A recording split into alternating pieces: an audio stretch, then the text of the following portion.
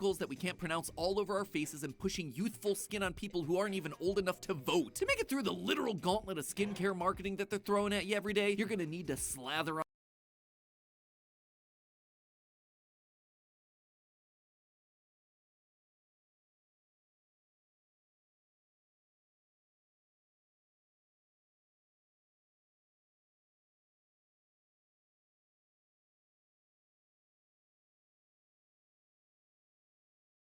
plumping, brightening, smoothing, toning, rejuvenating, and tightening, all because an ad, influencer, or maybe even just your mom told you that that's what you should be doing. My mother tells me there is never too much moisturizer. Moisturize, moisturize, moisturize. Sí, te tienes que cuidar. We believe that skincare products are gonna help us stay young forever, but at the end of the day, most of those nice looking little bottles are full of nothing but empty promises. The skincare industry is able to stay so massive and so successful, not because it's making everyone's face perfect, but because of its incredibly strategic marketing tactics that use our hopes, dreams, and fears against us every time we look in the mirror. How are they doing this? How do they make these products feel so personal, so convincing, and so necessary for all of us? I mean, this industry has us doing 20-step skincare routines, rubbing chemicals that we can't pronounce all over our faces and pushing youthful skin on people who aren't even old enough to vote. To make it through the literal gauntlet of skincare marketing that they're throwing at you every day, you're gonna need to slather on a heaping helping of knowledge. But don't worry, when this episode ends, you'll be armed with every advertising secret so you can emerge a warrior for your wallet. To start, if you feel like you've bought into the skincare industry at the moment, the first thing to do is to cut yourself some slack. Skincare hype is far from a new problem. The beginning of people's obsession with skincare goes way back.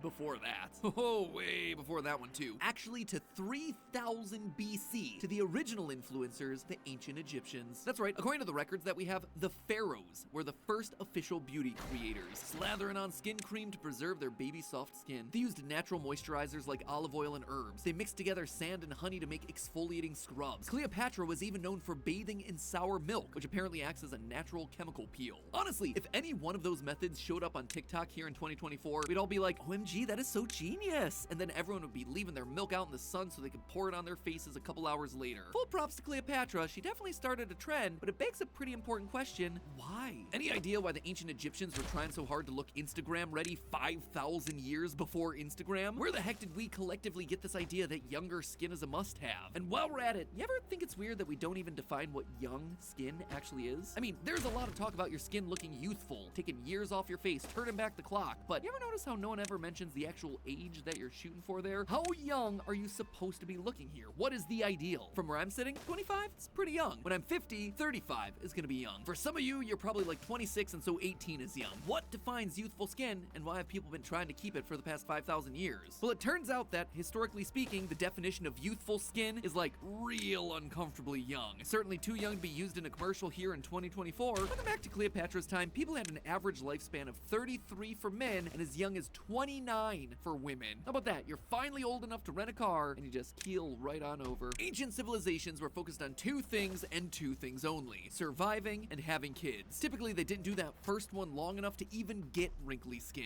But because of short lifespans, they actually considered people adults at incredibly early ages. About 16 for boys and as young as 13 for girls, which was the age that they typically got married and had babies. That meant that the people who made it in the world were teen moms. So what then does the ideal woman look like in these olden days? Well, for one thing, she is certainly too young to drive. For some concrete examples of this in history, look at Persephone, considered to be one of the most beautiful Greek goddesses, described in the Odyssey as young, 15 when she meets Hades. Helen of Troy, who's known as the most beautiful woman who ever lived, also 15 at the time of the Greek myth that she's in. The Virgin Mary, she's got herself some great skin, and also roughly 16 at the birth of Jesus. Then again, look at her. She's literally glowing. This kind of art showing goddesses and virtuous saints with great skin also set the historic idea that smooth skin reflects your morality as a person. There's a long history going back hundreds of years around the myth that good person inside equals good skin outside. For hundreds of years in the Middle Ages, afflictions like rashes and acne were associated with being immoral, appearing on people who were sinners or maybe even witches. One type of evidence used during the Salem witch trials to convict women of witchcraft was to find a devil's mark on her skin, which could be any kind of rash, pimple, or scar. If your face was splotchy, well, then so was your soul. So from the very beginning of history, the standard of female beauty hasn't revolved around women, it's basically revolved around extremely virtuous little girls. That is not hashtag life goals there, fam. Fast forward to today. By leaving the idea of youthful skin as this nebulous floating target that's not really defined, the skincare industry leaves us to imagine whatever youthful youthful means to us personally, and so we're always left wondering if our skin is gonna be good enough, when historically, youthful was actually referring to children. Coming into the modern day, you can see that this leaves skincare in this bizarre headspace. The idea of having great skin ties back to our morality, our economic status, our literal survival as a human race. So hey, if you feel sensitive about the topic, it's not you, it is literally an evolutionary battle that you're fighting inside your own body. But hey, you don't have to lose that battle and your hard-earned cash every time you see a commercial. Let's look at how skincare marketing is designed to trigger your insecurities about these areas on purpose using these thousands of years of societal pressure. Won't that be fun? It will be. The commercials are really cringe and funny. Today's skincare companies rely on marketing principles to make you want to buy every cream, lotion, and serum on the shelves. Mass-produced skincare has been around for over 100 years or so they've had a while to perfect all these strategies, whereas you're just walking in totally unsuspecting. Skincare marketing started out relatively mild with Vaseline, first marketed in 1870 in print ads. It could be used as a makeup remover, rash guard, oil for your baseball glove, hair cream, furniture polish, and lip balm all in one. Through the 1940s, it was marketed for both men and women as a practical staple to have around the house. Who needs fancy creams? Baby skin,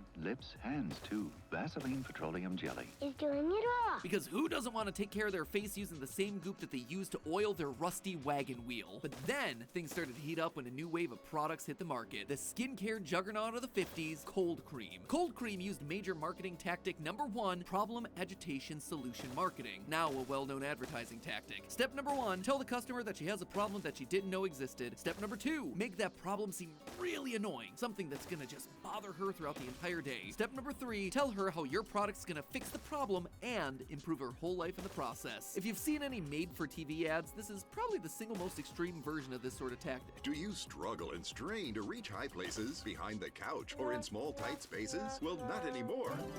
Back in the day, cold creams sold themselves by telling women 1, that their face is much dirtier than they think, 2, that having dirty skin was bad and that soap wasn't able to fix the problem, and 3, that cold cream can fix your skin and improve your life. Here's one of the first early takes of this from the 50s. Dizzy you. Think how much dust and dirt settle on your skin. That's why your face needs a thorough cleansing each day. Once skincare companies started using the tactic, they saw that it worked well to scare women into buying cold cream, so they kept doing it. Let's see how the setup goes in the 1960s. If you're a soap and water girl, remember soap removes natural oil, and soap doesn't reach deep-set dirt. A couple decades later, well into the 80s, This mirror reveals the whole truth. This woman just washed with soap. See the makeup and dirt soap leaves? I don't see that actually, but now I'm gonna constantly be wondering if my invisible dirt is ruining my life. Let's jump forward again to the 90s, when women are empowered members of the workplace and shouldn't be fooled by a few scare tactics. Have you been ignoring your skin, Pat? Well, look at the dirt your soap missed. Oh. In each and every case, cold cream is the magic fix for that horrible problem of invisible dirt on your skin, apparently. That's why Cell-On Cold Cream is especially recommended for a young complexion. Huh, there's that thing about being young again. Once a day, really cleanse with Pond's Cold Cream. Now your skin looks radiantly clear. That's why, as a skin consultant, I recommend Pond's Cold Cream, lifting away makeup and dirt that soap left behind. See? Hold up, what's a skin consultant? Pond's cleans deep down into your pores. Looks great. So soft. Same tactic, same messaging for almost 50 years. It works because it makes you think that there's something wrong with what you're doing, when what you're doing is probably totally fine for your skin. To make matters worse, this problem agitation solution marketing dovetails perfectly into marketing tactic number 2, FOMO. See, if you're presented with a problem, and then an ad tells you that it's gonna solve your problem, suddenly if you don't buy the product, well, then you're missing out. To add to all that pressure, we live in an age where there are thousands of beauty influencers online who are constantly getting products, just hundreds of new products shipped to them in the mail. Many of them swear by these products when they're showing them to you in a video, even though they might have just gotten them for free in a PR package. They might have been sponsored by the brand, or, they might have just tried them the one time. Just like problem agitation solution marketing, FOMO preys on the most powerful emotion you've got, fear. Instead of inspiring you to buy something, it makes you feel bad that you don't buy something. So how do you spot these tactics? Well, it is literally every skincare video on TikTok. Love, love, love this. Absolutely get it. Okay, y'all, this is how you're gonna get glass skin for 2024. Use a gauze towel to dry your face. If you use a regular towel, I swear to God, it's gonna break you out. Use Panoxyl once a week. I freaking swear by Panoxyl. And lastly, you can never have enough hyaluronic acid in your skincare. Personally, I love this TikTok, where it's literally just labeled skincare tips that'll save your life. And here people accuse me of clickbaiting. Skin talk trends like glass skin, bubble cleanser, that weird green stick mask from a couple years ago, all of them driven by FOMO. The smartest thing that you can do in the face of all all this fear-based marketing is to just walk away. Think about what you really need. Unfortunately, the skincare industry is plenty well equipped to make you feel stupid and blur the lines. One of skincare's favorite tactics to continue to blur that line is to tell you you're buying something because science. A quick reality check here, friendos. Skincare products fall into the category of cosmetics, not medicines, so they don't have any testing or approval requirements from agencies like the FDA. The best they can do is unofficial testing, like here in this 1950s commercial where they made people's faces radioactive to test cold cream. Probably the craziest thing I've ever seen. Cleansing tests were made by an independent testing laboratory. This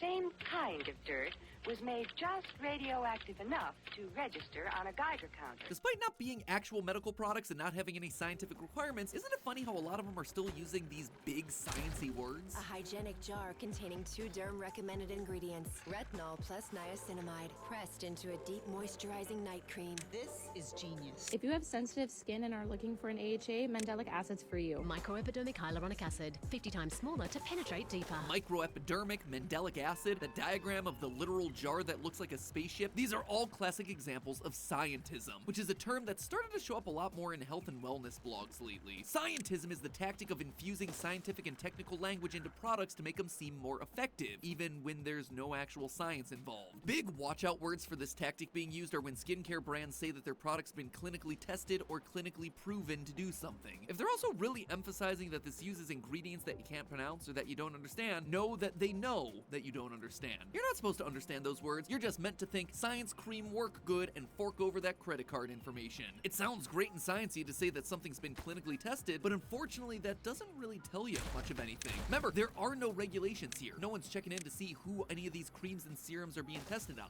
How many people were in the test? What was their age group? What ethnic backgrounds do they represent? Do we literally know anything about this test at all? As soon as you start asking questions about a lot of these sciencey tests, they crumble faster than a Girl Scout cookie. For instance, take one of the trendiest products to put on your face right now, vitamin C based serums. You cannot go into a skincare aisle right now without tripping over 10 of these things, all in beautiful little bottles ready to likely do nothing to your face. I was honestly a big fan of the idea of vitamin C on your face until I bothered to look at the evidence, or should I say the decided lack of evidence. Here's the claim for pretty much all of these serums. Brightens like a serum, moisturizes like a cream for even, bright, glowing skin. Even bright, glowing skin? Amazing! In just 1 hour, skin is replumped. This one bottle also does like 4 things, all of which sound amazing and involve this droplet of serum whizzing through another dimension. But again, where's the data to back it up? And if you're looking to keep your data hidden from prying eyes, you'll love the sponsor for today's episode, NordVPN. Whenever you're browsing the internet, you and your data are vulnerable to unwanted prying eyes. From your cookies to your bank information, everything is fair game when you're browsing the internet without the protection of a VPN. And Nord is the best of the best. With their unmatched threat protection and next-generation encryption, you are kept safe from even the worst of malware, trackers, and yes, those annoying ads that are trying to target your hard-earned dollar.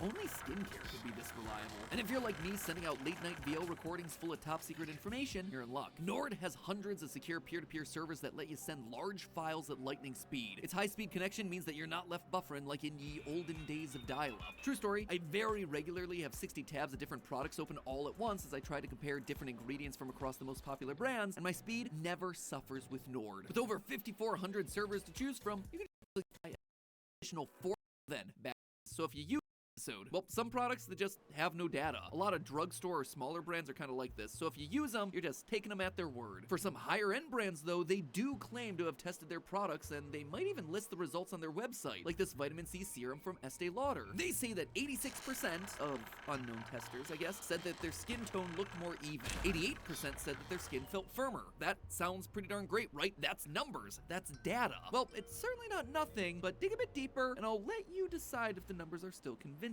The fine print on the website lets us know that they had less than 100 people in their clinical trial. Already not great. Fewer people than you had at your bat mitzvah. No information about what age they were, their ethnicity or skin type, if they were able to use other products, what the overall parameters of this entire thing were. You get the idea. There is a lot that actually goes into scientific experiments that is nowhere to be found here. And remember, we're talking about a 3.4 ounce bottle of cream. That is less than a travel size for 100 box. But okay, back to what they do have. This data is based on them using the cream for 6 weeks straight. The instructions say to use it 2 times per day, so that's 84 applications, and it's ideal, their words, after using yet another product. But we don't know if that was related to the experiment. On top of all of that, some of the bigger claims, like the fact that it'll reduce your acne scars and dark spots, minimize your pores, those don't have any evidence, not even a footnote in here. I don't know about you, but looking at this, didn't feel like enough. Is there anything else we can do as customers to try and get more information? Well, I tried. I did an internet search for the Estee Lauder studies that would be published if they were public, and I found nothing. I'm not blaming the company for this. It could be that I just missed them. It could be that they haven't publicly published the data. I'm not trying to shame them or anything, but I wish that they had linked to the actual study somewhere on the site. The message this sends to me is that they want me to feel like I have the scientific data I need to shell out $100 for a tiny vial of serum, but they don't actually want me having access to the full slate of numbers, lest I find something that doesn't quite live up to the promises that they're so keen on promoting. Since I couldn't find information on this specific Estee Lauder study, I decided to broaden out my search to look for any clinical studies done on vitamin C serum to see what is available out there in the public. For such a well-known product, there was a lot less than I expected. While there were a couple, and I do mean 2 or 3 studies in middle-aged patients that showed vitamin C reducing sun damage, the broader results were underwhelming and often nothing at all. The most comprehensive clinical review I found from September of 2023 listed 7 clinical studies that have been done with topical vitamin C since 2010. Most studies involved less than 60 people total, a few had less than 30. The average patient age was 48, and 77% of the studies didn't even record a skin type for the patients that were participating. Most of the studies required patients to use the product for 12 weeks to see a result. Some of them were totally subjective in the data that they were gathering, and a lot of them used multiple products, or even gave the patients laser face treatments with the vitamin C. This all left me feeling pretty unconvinced that a random bottle of vitamin C serum is gonna make a big difference to my face. And I'm not the only one, my friends. The results of actual clinical testing on these serums has been so bad that the New York Times published an article specifically calling out the fact that this is not a proven ingredient to fix the problems with your face. But the thing is, that research right there, that took me almost an hour to get. And I'm good at finding and reading scientific papers. Skincare companies know most people can't or don't want to do that sort of thing. So instead, they just show a model with great skin who happens to be dabbing on some cream and hope that you'll believe that it's the science. The takeaway here, science isn't science when it comes to skincare products. All those sciencey words, they're there to help you justify enormous price tags, and no one's regulating whether or not they're gonna do anything to your face. Speaking of enormous price tags, there's one more big marketing category that we gotta talk about here, and it's one that you'll know well if you've spent time on YouTube: aspirational advertising. The idea of aspirational advertising is to show you some awesome, better version of you that seems just out of reach. But you know what could bring it within your grasp? Buying this product. This started as early as the 1950s, when using skincare promoted the aspirational dream of getting a husband. I'm marrying Mervyn. Creaming twice each night with Pond's cold cream. Once to get off makeup and grime, then again. That's the secret. Mervyn! I never dreamed you'd want to marry me. And she's not the only one creaming her face to fulfill her dreams. I've been creaming my face twice every day for 7 days. Wow, Pond's 7-day beauty plan really works. And then, of course, there are those people who aspire to seduce the boss while on the job. What's wrong with me? My skin's so glad. Creamed my face twice with Pond's cold cream. Pond's 7-day beauty plan really works. Yes, it's a lovely day. Eventually, beauty brands caught on to the idea that women aspire to do more than just date. So aspirational beauty content centered around doing it all. I live with the times. I've discovered Plenitude Advanced Wrinkle Defense Cream from L'Oreal. Nowadays, aspirational beauty content centers around influencers online. You know, exactly what I'm talking about. The grammars and talkers who have perfect skin always do their 47-step skincare routine and always dress well, eat well, live in a beautiful home. Everything you want to be, if only you knew their secret. Celebrity skincare routines from Paris Hilton, Ariana Grande, Kendall Jenner, all of them are great examples of these aspirational skincare moments that make us believe that we too can look like Kendall as long as we shell out $300 for her night cream. We might recognize in our little thinky brains that these people have had professional procedures, plastic surgery, camera magic applied to them, but there's still part of us that wants to be closer to the beautiful club by buying the same products that they have. This marketing also does a great job of applying a dollar value to how much we care about ourselves. How much is it worth for you to look like Kim Kardashian? Is it worth a $50 retinol cream? A $200 face mask? A skincare regimen that'll cost you $600 across 12 products at Sephora? This kind of marketing is constantly forcing you to ask, am I worth that much? Oh wait, that sounds like a familiar phrase. Because we're worth it. There you have your answer, right? If you're questioning whether you're worth it, you have skincare companies right there to tell you, yeah, you are. As a marketing phrase, L'Oreal started using "because I'm worth it" during the women's liberation movement. In the 70s, the women's rights movement descended into the streets, but advertising had not yet given women a voice. Their husbands did the talking for them. A 23-year-old advertiser came up with this slogan, "Because I'm worth it," and revolutionized the rules of advertising for an entire era. There's no doubt that empowering women to speak for themselves and demand what they want is a good thing. But as a marketing idea, well, it starts to cut both ways. "You're worth it" both serves the purpose of telling women that their health, beauty, and self-esteem are worth investing in, a good message by itself from friends. But it's a very different story when you recognize that it's coming from a money-hungry company saying those words to help you swallow the bill of $100 snake oil. Oh, it's $100 for a really small bottle? Yeah, I'm worth it. And if I don't buy it, well, I'm not valuing myself enough. I'm not worth $100. So after all that marketing that makes you feel sad, jealous, stupid, old, and not glamorous enough, they're finally here to tell you, you know what, customer? Go ahead, buy another face cream. You are just so worth it. When it comes to skincare, there's a reason why it makes a lot of us feel so confused. It's because it's designed to. That's the way it's supposed to work. So then, what do you do about all this? How do you fight back? Well, first of all, you look for these tactics. The next time a beauty influencer pops up on TikTok, identify the emotions that you feel when they're telling you to try the trend right now, or that you have to get a product that they use. The truth is, you don't have to do anything. Really, you don't. You don't have to buy anything. Buying or not buying face cream will absolutely not change your life. The only thing it is gonna change is your credit card bill at the end of the month. Does that mean that you shouldn't own any skincare products at all? No, of course not. If there's something that you choose, not because of some scare tactic, but because you enjoy using it for whatever reason, that's awesome. Do that. You don't have to feel guilty because you don't own 20 skincare products. You are free to just slap on some sunscreen and get on your way. Because SPF, sun protection factor, yep, that is like the only thing in any of these lotions that is universally proven with hard, actual science to be great for your skin. Protect your face from the sun, folks. That's all you need to know. And with that information, you're now armed with the knowledge that you need to keep yourself, your wallet, and your skin safe from the skincare aisle. Good luck out there, and as always, remember, it's just a theory. A style theory. Keep looking sharp.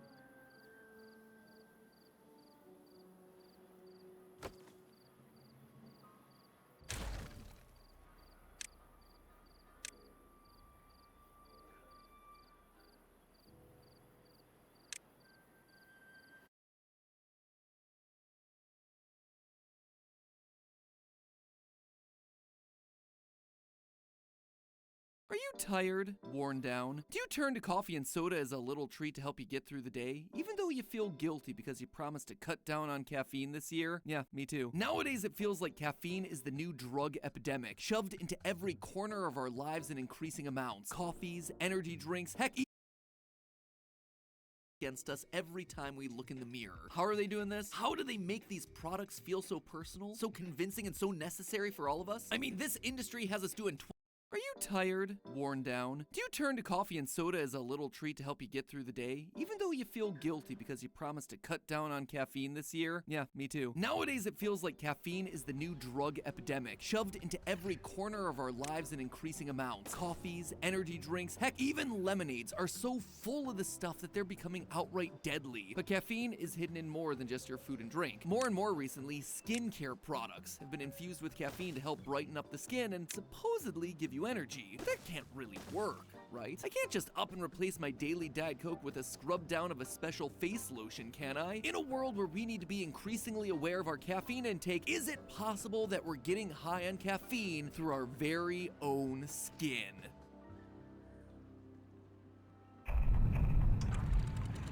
Hello, Internet! Welcome to Style Theory, the show packed with more energy than a jumbo can of Monster. If you've been subscribed to the Theorist family of channels for a while, you know that I have myself an addiction to Coke. Diet Coke, that is, the soda brand. Don't demonetize me for that one, YouTube. I've had a love-hate relationship with the soda for years, and I've tried to quit it multiple times, only to wind up replacing it with yet another diet-based soda. It is bad, my friends, and not just as an example to Ollie, but for my health. While I've never experienced any sort of negative health effects from drinking too much soda, I know that drinking a whole load of sugary chemicals ain't great for my body. And so after a year spent covering the caffeine epidemic over on Food Theory, it's now 2024, I'm starting to retire from the channels, and I'm finally prioritizing my health first. And step number one in that process is dealing with my caffeine problem. Now you might be asking yourself, why is this episode about caffeine on Style Theory? Matt Pat's getting senile in his old years. He announced that he's handing off the hosting role here to Amy, and suddenly he can't keep his channel straight. But no, we're actually here for a very specific reason: skincare. You see, for years I've seen ads for caffeinated products that are meant to energize and revitalize the skin, and that's always made me really curious. How much caffeine would you actually be able to get from these sorts of products? Could a relaxing face mask also replace your daily cup of coffee? Is infusing your skincare creams and serums with caffeine actually doing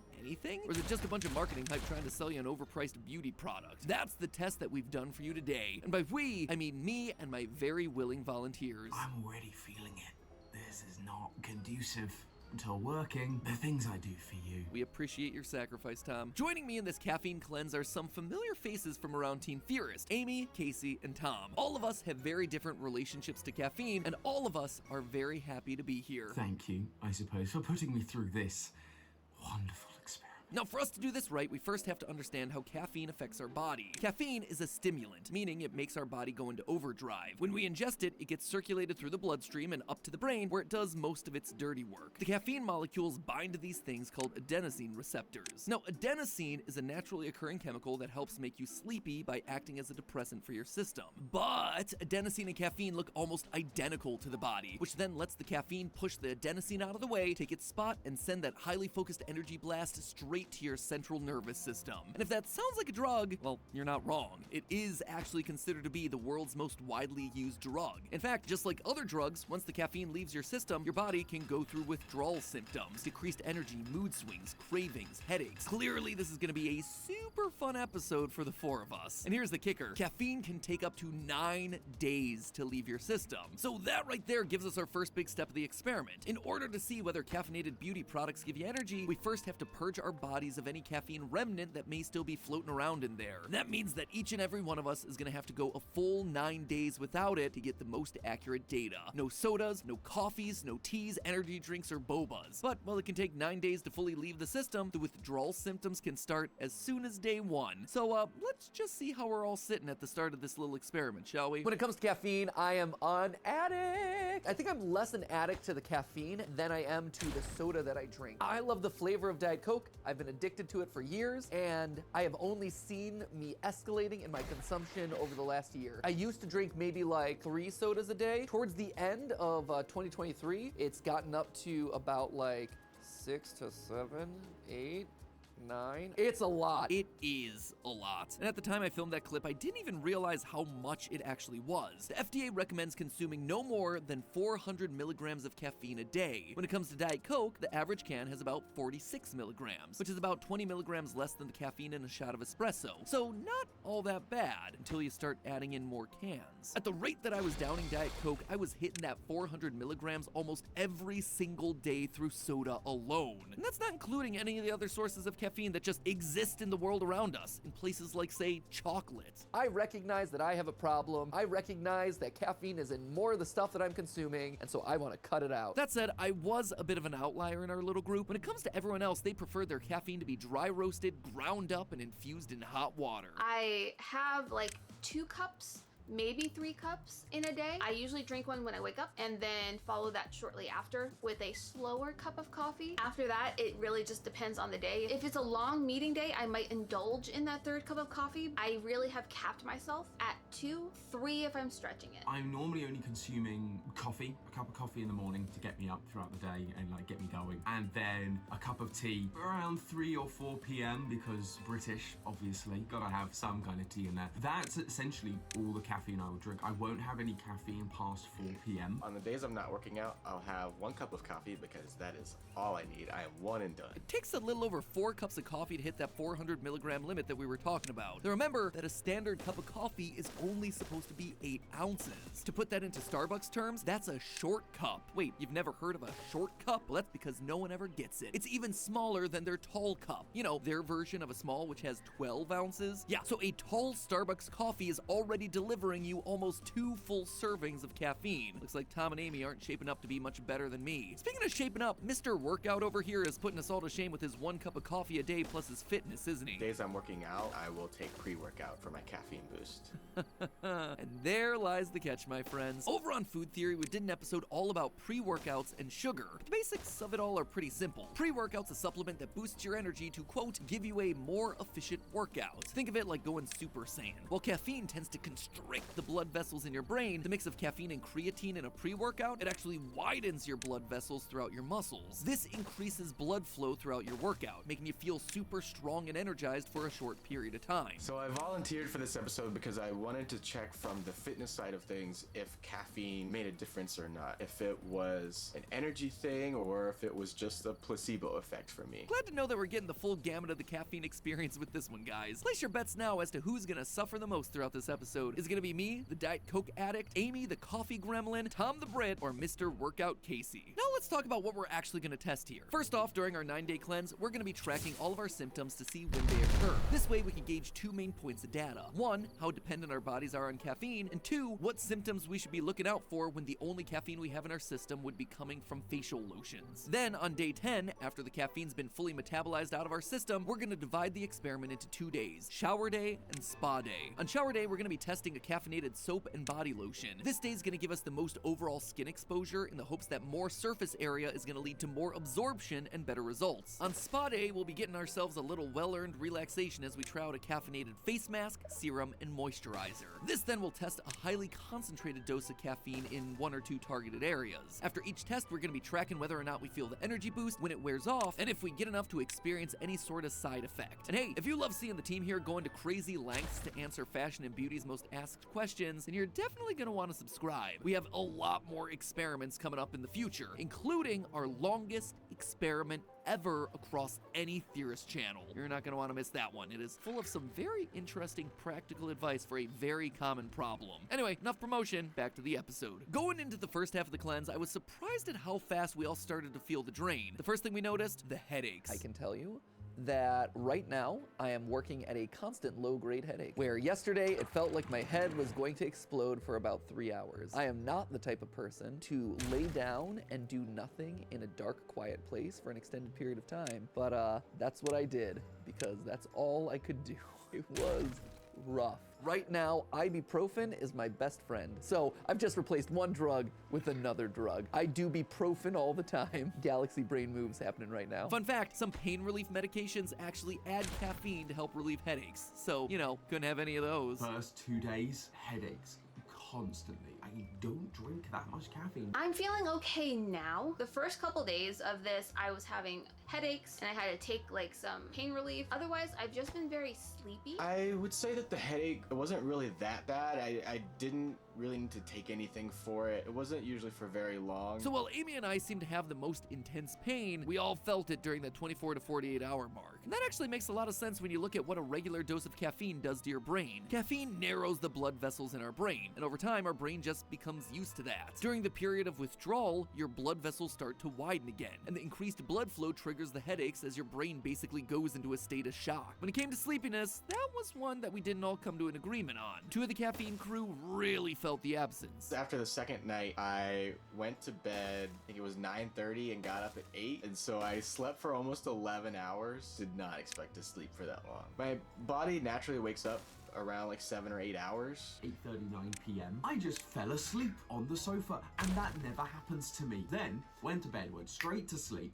and woke up in total 11 hours later. 11 hours! Normally I'm getting between sort of 7 to 9. 11 hours is crazy. Looks like the adenosine army came charging back in to reclaim their receptors. Now, it's hard to say exactly why Tom and Casey in particular had that big sleep, but it's likely that they just have more sensitive receptors. In general, I'd say that we were all operating at about a 6 out of 10. Casey and Tom were sleeping the days away while Amy and I were shoveling pain relief like there was no tomorrow. But then, Amy made a discovery. So one of my other resolutions for January was to start exercising in the morning. I started that during the headache part of day 3. I've had a lot less headaches the rest of this period. It's helped me be more awake. Who would have thought? Doing healthy things makes you feel better. I hate that that's the answer. Well, I'd love to blame Casey for infecting Amy with the fitness bug. It actually has a basis in science. A 2019 study found that people who gave up caffeine and then exercised during their main withdrawal phase managed to alleviate most, if not all, of their symptoms. It all comes back to dopamine. You see, when caffeine attaches to the adenosine receptors, it also releases a little bit of dopamine, which is why without caffeine, people tend to be less willing to deal with people's BS. Well, exercise does the exact same thing. So while our bodies were craving another dopamine hit from caffeine, Amy was able to give hers that hit through early morning exercise to replace the normal cup of coffee, curbing the worst of her headaches, though she didn't quite get away scot-free. So I definitely felt a little more hazy, like everything is slightly out of focus when I try to focus and work on a specific task. It just makes it a little bit harder to stick to it. And she wasn't alone. I found it really difficult to keep focused and to like do the deep brain thoughts that one has to do to write theories. You have to think quite hard, and I was struggling. And Casey, Mr. Workout, he was feeling a lot less worked out. So I've had a couple of workouts since starting this cleanse. Usually whenever I've had my pre-workout, I can really feel it. Doing it without any sort of pre-workout, it feels like it's missing a little something. I honestly am not sure just yet of whether that's just a placebo effect or just from the energy of the pre-workout and the caffeine with that. Maybe you should try some Sour Patch Kids. Another really good channel told me that one time. But enough of the suffering. At the dawn of day 10, we were all very excited to finally be nearing the end. I'm so tired all the time. I'm sleepy. I am also sleepy. Okay, we were all very excited and also very, very tired. So let's just jump into day 1 of our testing, which was, what was it again, Amy? Today is shower day, which means we're testing our caffeinated body soap as well as our body lotion. This is going to basically let us put as much of this over as many surfaces as possible to see if more surface area will really let us feel the effects of this caffeine. So what we're gonna do is we're gonna take turns hopping into the shower and lathering up. Ah yes, the obligatory style theory shower on camera moment. Welcome to the club, Casey and Tom. It wouldn't be one of the final style theory episodes that I hosted without me inviting you back in to watch me shower one final time. Just like the good old days. Now, this would be the part where I want to tell you how much caffeine is in these caffeinated, energizing bath products, but I can't. You see, I checked the packaging, I checked the website, I checked everywhere I could, and nothing mentioned how much caffeine was in the product. The only proof that we had to go off of was the ingredient list placement, which let me tell you, did not fill me with a whole lot of confidence. But we've come so far and gone through too much to stop now. Shower time, activate. So I've got here a vitamin C and caffeine facial cleansing bar. Now, this guy says that it's going to help support and energize my healthy glowing skin by boosting my skin's circulation. But again, Am I going to be absorbing this through the skin, or is this just a bunch of marketing hype? And the fact of the matter is, yeah, our skin should be able to ingest things like medicine, or in this case, caffeine. But the question I have is, will it? Or will it be able to absorb enough caffeine to make a noticeable impact? Time to hop in the shower and find out. I got straight to work, lathering up as much as possible so I could get that caffeine boost that I'd been craving for the last 9 days. Casey and Amy, not far behind. Meanwhile, Tom took his sweet time washing his face. Straight after that, we applied some caffeinated lotion. Though it's worth noting that Tom actually had a different lotion than everyone else due to the UK's strict product policies. So not only was Tom getting himself a double dose of caffeine, but he was also getting himself a full helping of masculinity.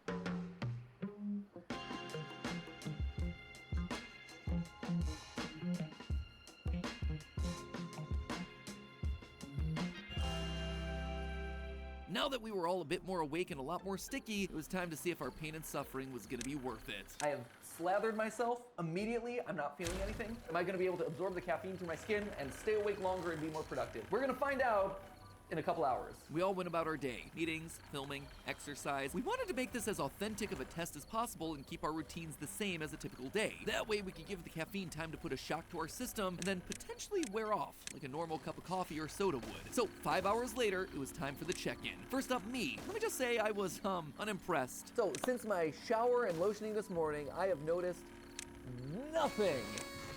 Literally zero. I've noticed that my hands are slightly softer because I used a hand lotion on them. Other than that, not a whole lot. My face may have tingled slightly a half hour after the shower, but that was the extent of it, and I think maybe it was because there was like a salicylic acid or something in that bar. Maybe it was the citric acid. I don't know, but I don't think it was the caffeine. And as far as my mood and my energy levels, I think I would be here regardless. I was ready to write this entire episode off until I found out that everyone else was feeling something, even if it was just a little bit. I do feel a little bit of energy. But I do feel more alert today, and I've been more alert and, snappy jumpy than I have for most of the rest of the week. Heck, Tom even reported having himself a caffeine crash. I was literally driving home and I had a crash. Not a physical crash, obviously, but I had a caffeine crash, and I literally haven't been able to recover all day. I have felt just as bad, just as lethargic the rest of the day. It's been awful. It's not been fun. It feels therefore like the caffeine must have done something by using the soap and the lotion. That must have done something to my system. I guess it's worked, but yeah, the crash has been hard. That's been rough. Fascinating. I'm a complete outlier in the group. It could be that something in my system didn't grab onto the caffeine as much. It could be that I'm older than the other three. It could be that the caffeine I'm used to isn't coming from coffee. But whatever the reason, it defied my expectations and turned out to be true. Caffeine products can in fact make a difference in your alertness. At this point, all I wanted to do was quit the cleanse, grab myself a cold Diet Coke, and go chow down on some fish food to drown my sorrow. But there was a small silver lining on the horizon. A theorist spa day.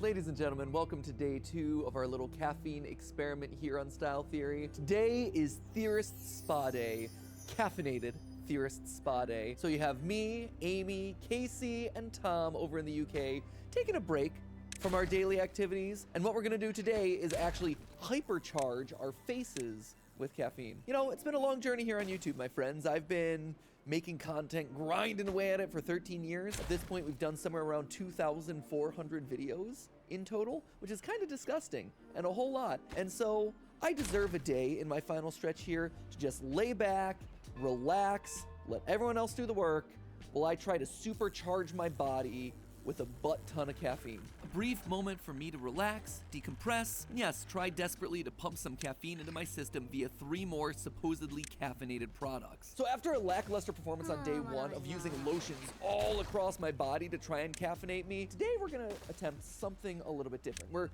flipping the script, as it were. Today we're using hypercharged caffeinated serums and creams all up in here, where it's less about surface area and more about concentration. The lotions didn't do enough, but these have a butt ton of caffeine in them, and I'm gonna put that butt ton of caffeine on my butt face in order to see if I'm able to feel anything. I am still doubtful, let it be known. I am still very skeptical, but hey, if it means that I get to spend like an hour of the day relaxing in a nice comfortable chair, listening to spa music with cucumbers over my eyes. Great, I will take that. And if the conclusion at the end of this is, oh, there was nothing, well, I guess a winner is me then. So without any further ado, bring out the creams, the lotions, the serums, whatever I need to slather on my face. First on the list, a face mask. I had a distressing one from Target since my original one was either lost in the mail or someone in the office needed a mid-afternoon boost. Either way, Tom, Casey, and Amy, they wound up with, well, you'll just have to see it for yourself. Why is it flesh coloured? I've also never put one of these on myself. I guess, something like that. Oh my gosh, that's horrific. So did you ever cut out the holes in the bologna to wear them as like a face? You know, like they do in Mean Girls? It's Mean Girls, where Damien puts the thing on his face. He just goes, alright, ready? No. Let's go. What in the Hannibal Lecter are we doing? I think I might have dodged a bullet there. But with masks on, it was time to relax. To complete the experience, I tried to fire up some relaxing ocean sounds. You want to try sleep sounds? Ocean sounds? Yes. Great. Here's sleep sounds. Ocean sounds. I don't want piano, I want the ocean. I want the flippin' ocean. It's like a tidal wave. It's literally like I'm being drowned by the surf. This is the least relaxing thing ever. I don't know what's worse, trying to relax to this, or Casey and Amy trying to enjoy a peaceful sunny morning surrounded by the sound of LA traffic.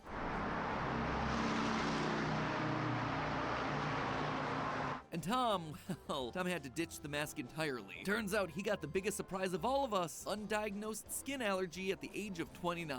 This was really just a race to the bottom of Misery Mountain. I feel like we as a company had to take a collective L here. We failed at relaxation, but 20 minutes later, it was time to swap out our masks for the last two items of the experiment, the moisturizer and the serum. To help supercharge things, we actually have a bonus vitamin C caffeine energy serum. And this is specifically called out as an energy serum. If any of these products is designed to make me feel higher energy, higher level, whatever, this is the thing that should potentially do it, right? It's supposed to brighten, firm, and depuff my face. So I'm gonna give this a healthy number of spritzes. I believe what I'm supposed to do is apply 2 to 4 pumps to the clean neck and face area and then follow it with moisturizer. It says 2 to 4 to try and give it like a little oomph.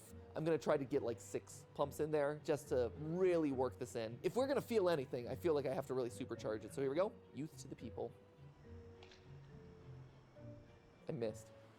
I missed my face. Once the serum dried, we all went in with the last product of the day. But wait, we're still not done.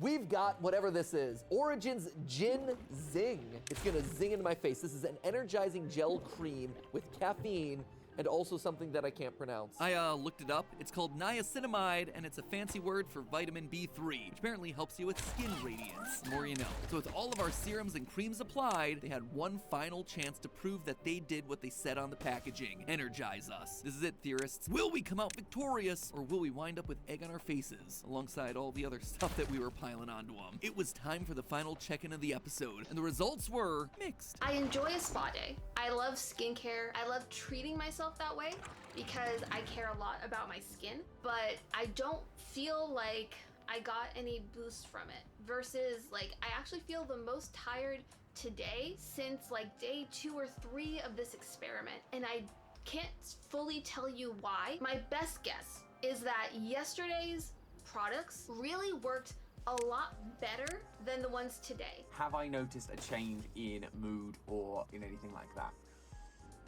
I would say less so than yesterday. I basically spent the day reading, so it's been a much more relaxed day. So I was able to feel it, but it wasn't as big of a caffeine boost that I think I felt yesterday, or an alertness boost that I felt yesterday. Instead, I noticed a smaller increase, but it was a much longer decrease, much longer. It took something like 6 hours for me to start feeling, oh, I'm getting tired again. Oh, this would be about the time I need a caffeine top-up. They must have some effect, because I definitely felt a boost, but it was a much more natural boost compared to the stuff from yesterday. It was much more akin to what I get from coffee, just on a lower level. Felt more alert yesterday in yesterday's experiment. I felt maybe a teeny bit. I don't know if it was just the adrenaline of having the creepy slimy thing on my face, but Yeah, I would definitely say overall yesterday's was stronger. But while everyone else was getting some results, I was back in North Carolina sitting in my attic alone and feeling nothing but disappointment. Do I feel any different because I absorbed caffeine through my skin? No. No, I most certainly do not. The most that I can say that I have is I have slightly greasy, highlighted skin as opposed to my normal kind of like dryish skin.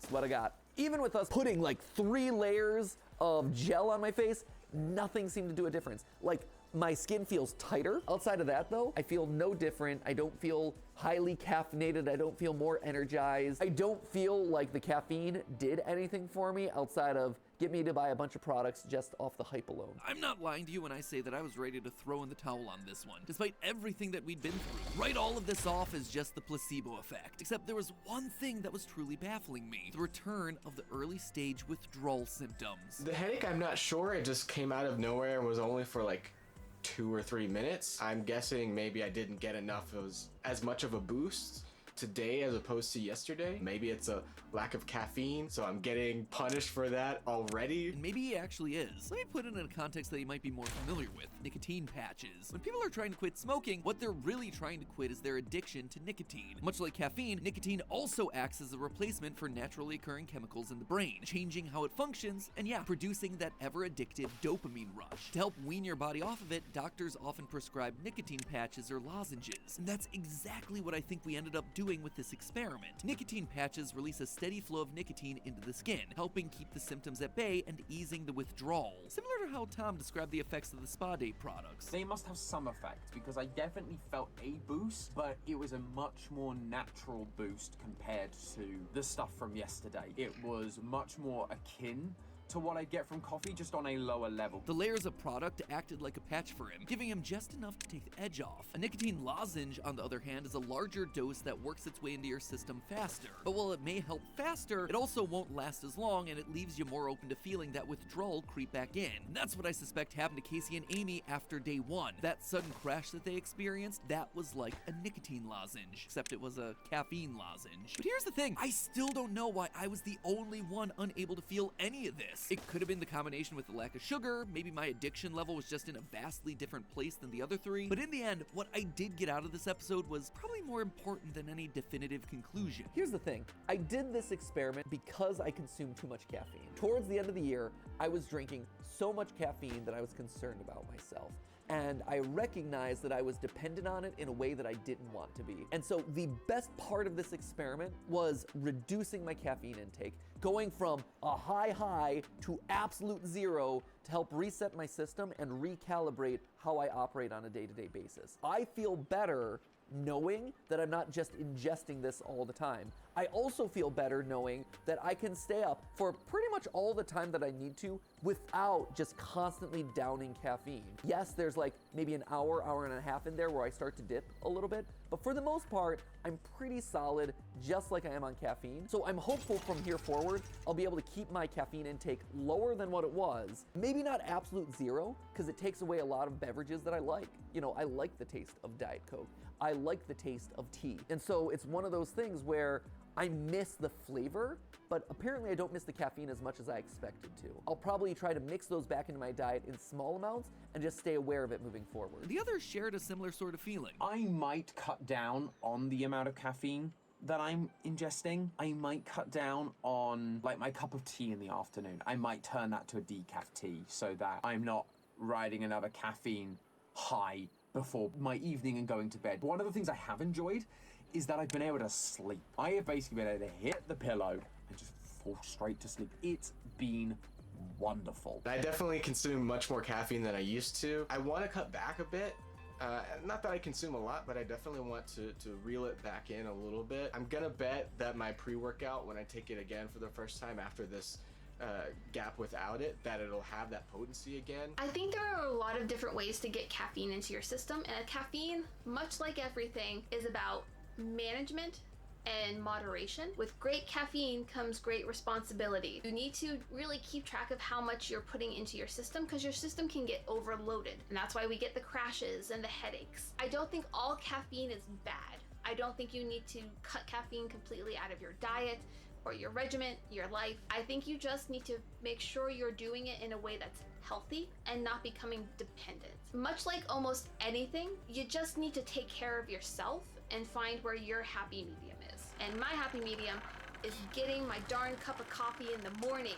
Well said, Amy. So, did we prove that the products are nothing but hype? No, actually. I'm kind of surprised to say that. But I also can't say that I recommend them as a replacement if you're feeling that midday drag. Though they did leave my skin feeling very refreshed and radiant, so I guess they weren't a complete bust. My biggest takeaway from the whole experience, it's really easy to lose sight on how much you're relying on something to get you through the day. All week we were desperate to go back to our usual habits. By the end, we'd cleared the hurdle enough to see just how far down the rabbit hole we'd gotten. And being able to prove to yourself that you're not dependent on a substance, that right there is a lesson that you can take to the bank or the barista. But hey, that's just a theory. A style theory. Keep looking sharp.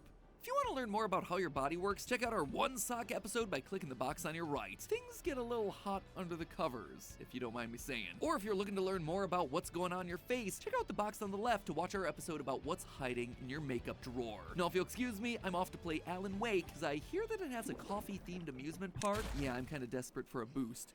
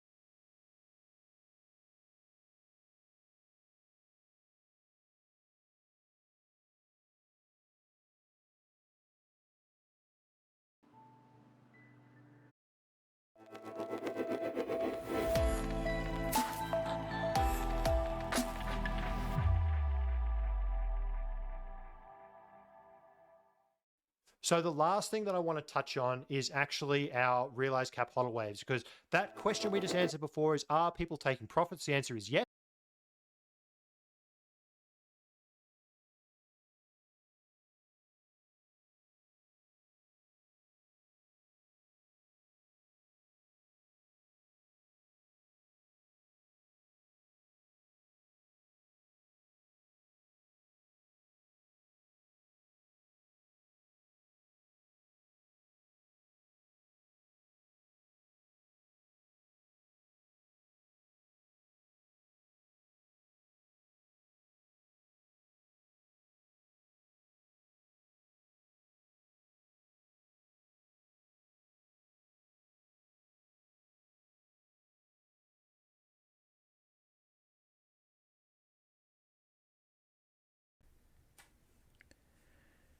TSMC's coming N2 process node is one of its most ambitious.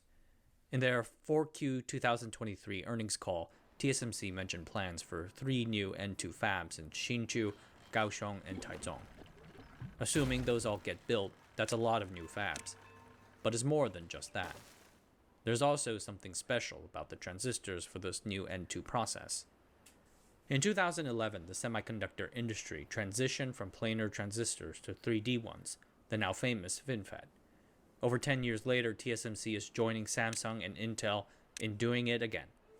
In this video, we're going to talk about the vertically stacked, gate-all-around, nanosheet/nanowire metal oxide semiconductor field effect transistor.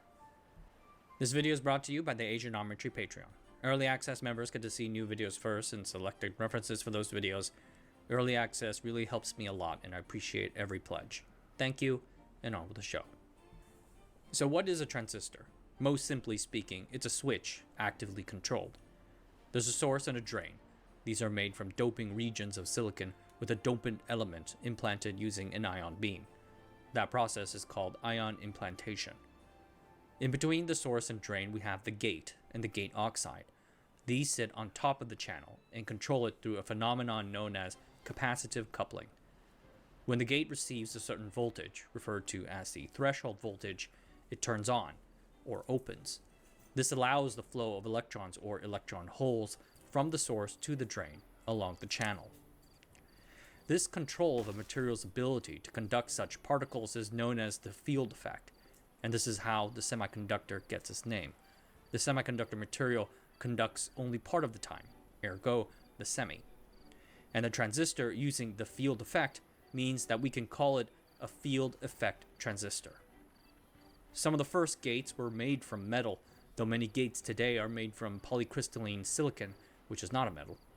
The metal gate and the gate oxide together give us metal oxide. So all together now, we have the metal oxide semiconductor field effect transistor, or MOSFET. Names are surprisingly descriptive in semiconductor land. There are many types and designs of transistors out there with varying trade-offs.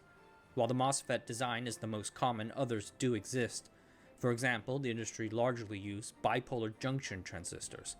These are named for having 3 regions of alternatively doped silicon or germanium, 3 regions, 2 borders, or junctions. In an integrated circuit, or IC, we use transistors to design logic gates and other blocks, like for memories. For instance, the SRAM that serves as an IC's embedded memory is made up of a varying number of transistors. In a perfect world, the transistor switches instantly, and when that transistor gate is closed, then there is zero current flowing through it. And when the gate is open, then there is no resistance slowing down the flow. But our world is imperfect, and though I like to say that that is where much of its beauty comes from, when it comes to transistors, we do somewhat demand perfection. After decades of shrinking the size of the original planar MOSFET, we started suffering a series of what we call short channel effects. Short channel effects come in 2 forms. First, threshold voltage, or the voltage at which the gate opens and creates the current between the source and the drain. When the channel was longer, the threshold voltage was constant and independent of any external factors. But when the channel got shorter, we discovered that the threshold voltage was no longer constant and independent. Instead, it was decreasing, or rolling off as the channel shortened. This in turn exacerbates something called sub-threshold leakage. When the gate's voltage lowers below the threshold, it's supposed to cleanly shut down the current between the source and drain.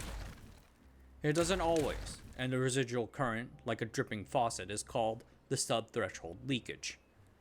The lower the threshold voltage is, the higher the sub-threshold leakage gets in turn. The second major manifestation of short channel effects in a transistor is drain-induced barrier lowering, or DIBBLE. This is where the source and the drain are now so close together that electrons from the source can diffuse into the drain, often by burrowing under the gate like a rabbit. DIBBLE results in a tiny parasitic current flow, so the transistor is using power even when it is on quote-unquote standby and doing nothing. Multiply these 2 short channel effects over billions of transistors, and you got a serious power consumption problem.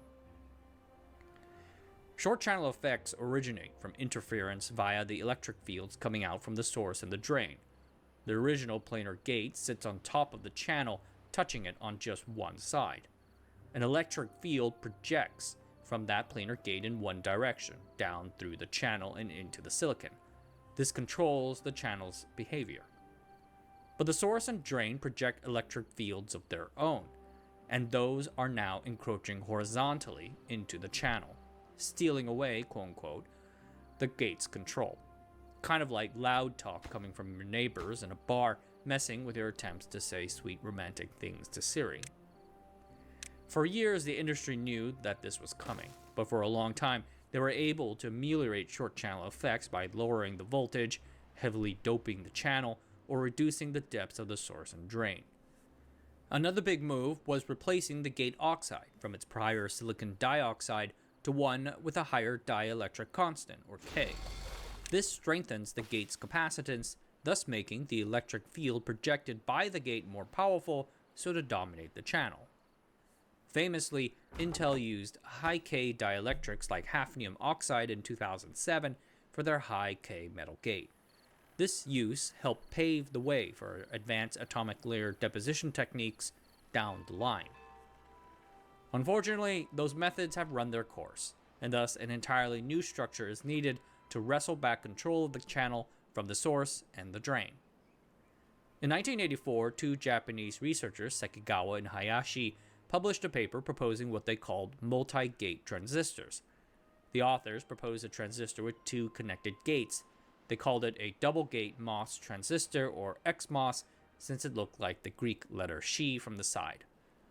This brings us to the FinFET, which intensifies the gate's control over the channel by wrapping it around the channel, the eponymous fin, on three sides. The first commercial FinFET devices were produced by Intel and hit the market in 2011 at the 22nm process node. TSMC and Samsung followed a few years later in 2013 with their 16 and 14nm nodes, respectively. For more information about the FinFET and its origin, I did a video about it a little while ago. Go check it out. The gate-all-around, or GAFET, iterates on the concept of the FinFET by wrapping the gate entirely around the channel, ergo the name gate-all-around, which first came about in a 1990 paper by Jean-Pierre Collinge, M.H. Gao, A. Romano, and others. Actually, the name describes less a specific transistor structure, but rather a whole class of them. The big similarity between them being that their gates completely surround the channel rather than on just three sides. Within the overall GAFET category, we have two big subcategories, nanowires and nanosheets. The names describe the shape of the channel. Nanowire channels are rounder than sheets, and for some reason they remind me of steel rods punching through concrete blocks. The nanowire and nanosheet physical structures offer their own trade-offs. For instance, the nanowire's smaller channels give their gates more control over electron flow, but it also impedes the flow of electrons when the gate is open. This means that we likely have to stack these nanowires, but only so far, because if we stack too many too high, they might interfere with the interconnect layers built above them. The process flow for creating a FinFET is largely the same as those for making planar transistors. That's important. The semiconductor industry on the whole is highly evolutionary, not revolutionary. The most significant new step was making these dense, highly regular bunches of fins. They are patterned onto the silicon substrate using a certain type of double patterning lithography. After that, we create the wells that would eventually help make the source and the drain. We add a temporary dummy gate to help us build the rest of the gate stack, electrically isolate the transistor, demolish the dummy gate and build the real gate, and all of this is basically the same as with the planar transistor. With this, the front end of the process is done and we can now start adding interconnects for the back end. I mention all of this because the GAFET's process flow evolves again from the FinFETs. Using a deposition technique called epitaxy, we add several layers of silicon and silicon germanium on top of the silicon substrate. This is sometimes referred to as a super lattice. After that, we cut down through those layers of silicon and silicon germanium in order to produce a quote-unquote fin, much like the FinFET's fin. Special attention has to be paid to keeping the multi-layer stack free of deformations, as well as giving it a high aspect ratio, as in height to width, very tall and skinny. These are already important considerations for fin-fed fins. To prevent electrical crosstalk and also to help make the fins nice, we do shallow trench isolation. We pattern trenches around the transistor using lithography, dig them using reactive ion etch, and then fill them with oxide. Anyway, when that is done, we can etch away the silicon germanium, leaving the silicon layer suspended between the source and the drain. This draws from the world of MEMS, where we use, quote, sacrificial layers, end quote, to suspend tiny structures. To build the gate and the gate oxide, we use atomic layer deposition to surround the exposed channel wires. I covered ALD in a prior video. It is a precise method of applying layers of metals or chemicals, one atom-thick layer at a time. The big challenge is correctly aligning the gate material around the channel. Once this is done, we can build the rest of the gate around the channels like as with FinFETs and planar transistors. There, you have a GAFET.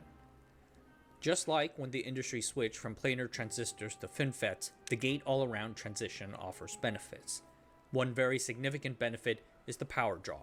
A 2020 study found that when it is turned off, a nanosheet gate-all-around transistor draws about 20 to 35% less power than a FinFET, depending on the device's dimensions. In terms of speed and density, the gains are not as dramatic. For speed, it is about 10% at constant power, and for density, it is about 15% depending on your IC's mix of transistors, analog, digital, or SRAM. I feel like the power gains would be very interesting to chip designers of mobile and AI processing applications. The former because power is constrained, the latter because of the sheer amount of compute needed for modern AI devices. No wonder then that TSMC management said that they are seeing, quote, a much higher level of customer interest and engagement at N2 as compared with N3 at a similar stage, end quote. GAFETs will likely take existing AI accelerator chips a major step forward. TSMC has pretty much dominated the 10 plus years of the FinFET era, so much so that Samsung and Intel have basically waved the white flag on that, moving ahead to gate-all-around in an apparent attempt to grab share. Samsung really led that drive into GAFET.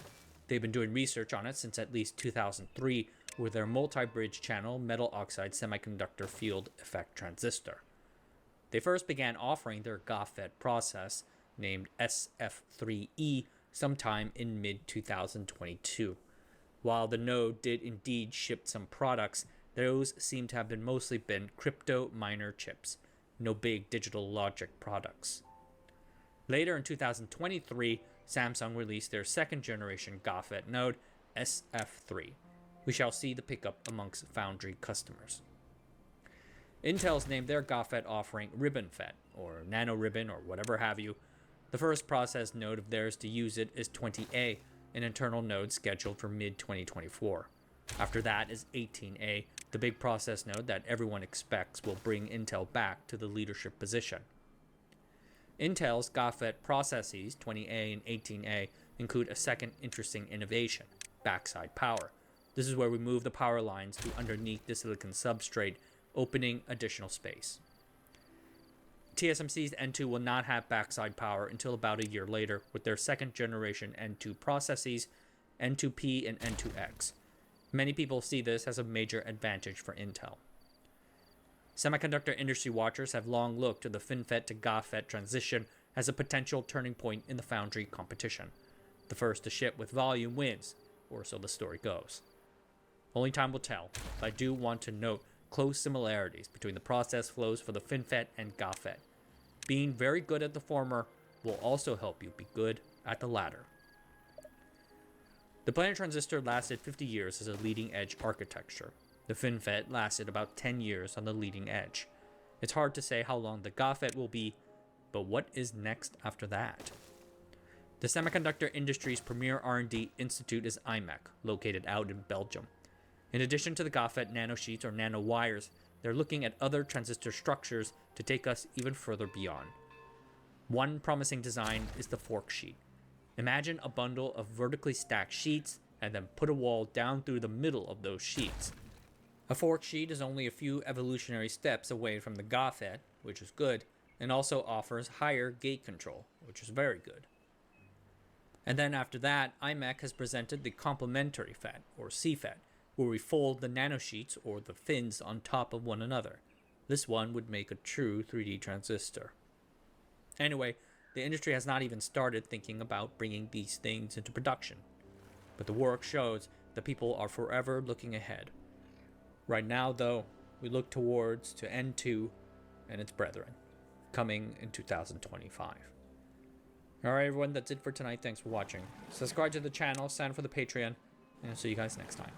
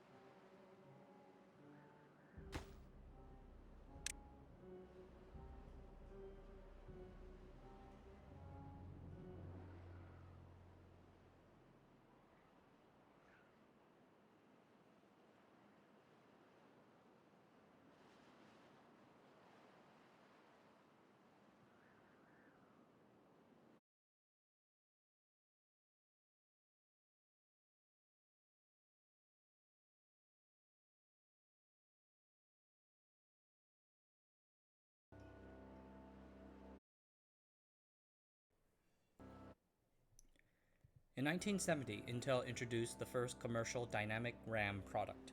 Its success and unique memory cell structure kicked off the race for larger memory capacities. This was done by shrinking the memory cells. But in the 1980s, shrinkage got harder, so things had to get creative. How is it that memory makers always have all the fun? In this video, we look at the dynamic RAM industry's ridiculous journey from 2D to 3D structures and beyond. But first, let me talk about the Asianometry Patreon.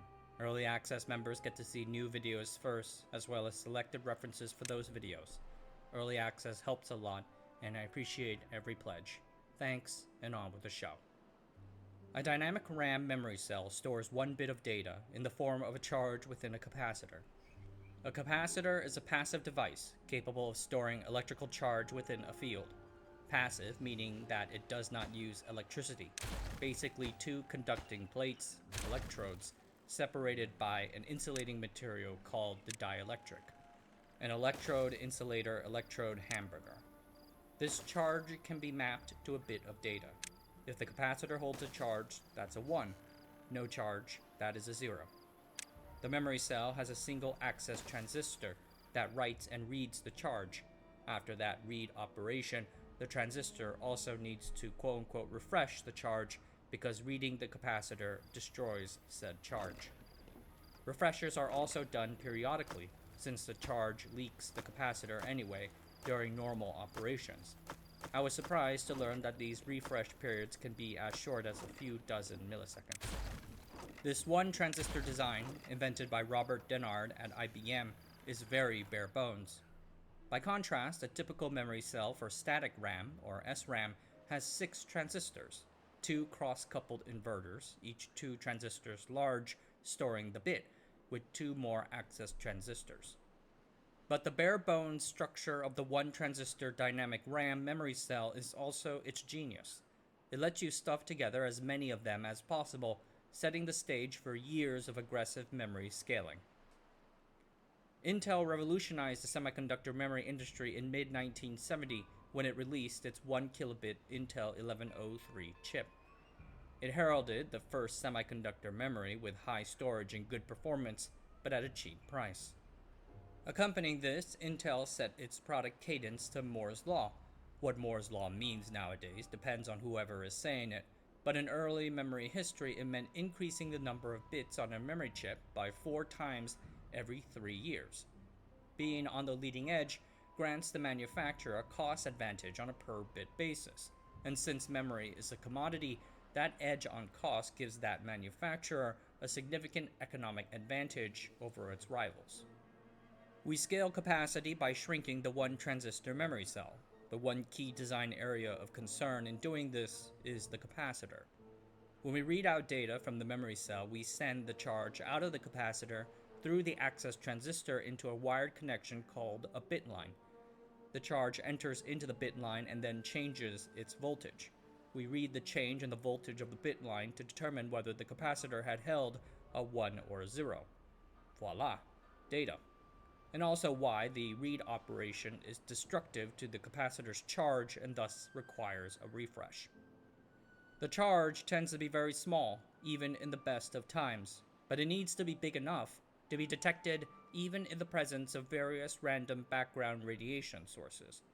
So the capacitor's ability to hold the charge, or capacitance as it is called, is really important to the cell's data integrity. But in order to align with Moore's Law, we need to shrink the memory cell 3 times over per generation. A significant portion of that is granted via photolithography advances, but the rest has to come from design. At the start, the industry used planar transistors for their capacitors and memory cells. Here, the capacitor lies flat. As the industry moved from 64 kilobit in 1982 to 1 megabit in 1985, they mostly scaled by shrinking the size of the planar memory cell, but this eventually caused an issue. The capacitor's capacitance value can be calculated using the following equation: E equals mc squared. Just kidding. It's really C equals K times A over D, where K is the dielectric constant of the material between the plates, A is the area of the capacitor's electrode plates, and D is the distance between the plates. As the capacitor physically shrank throughout the years, the size of the plates decreased, hurting the capacitance. But the memory makers managed to keep the capacitance high by also shrinking the distance between the plates. However, by the 1 megabit generation, that tactic hit its upper limit, for reasons I won't get into right now. Ergo, to continue the shrinkage, they either needed to change the dielectric material inside the capacitor to one with a higher constant, not an easy material science problem, or find some other way to increase the size of the plates.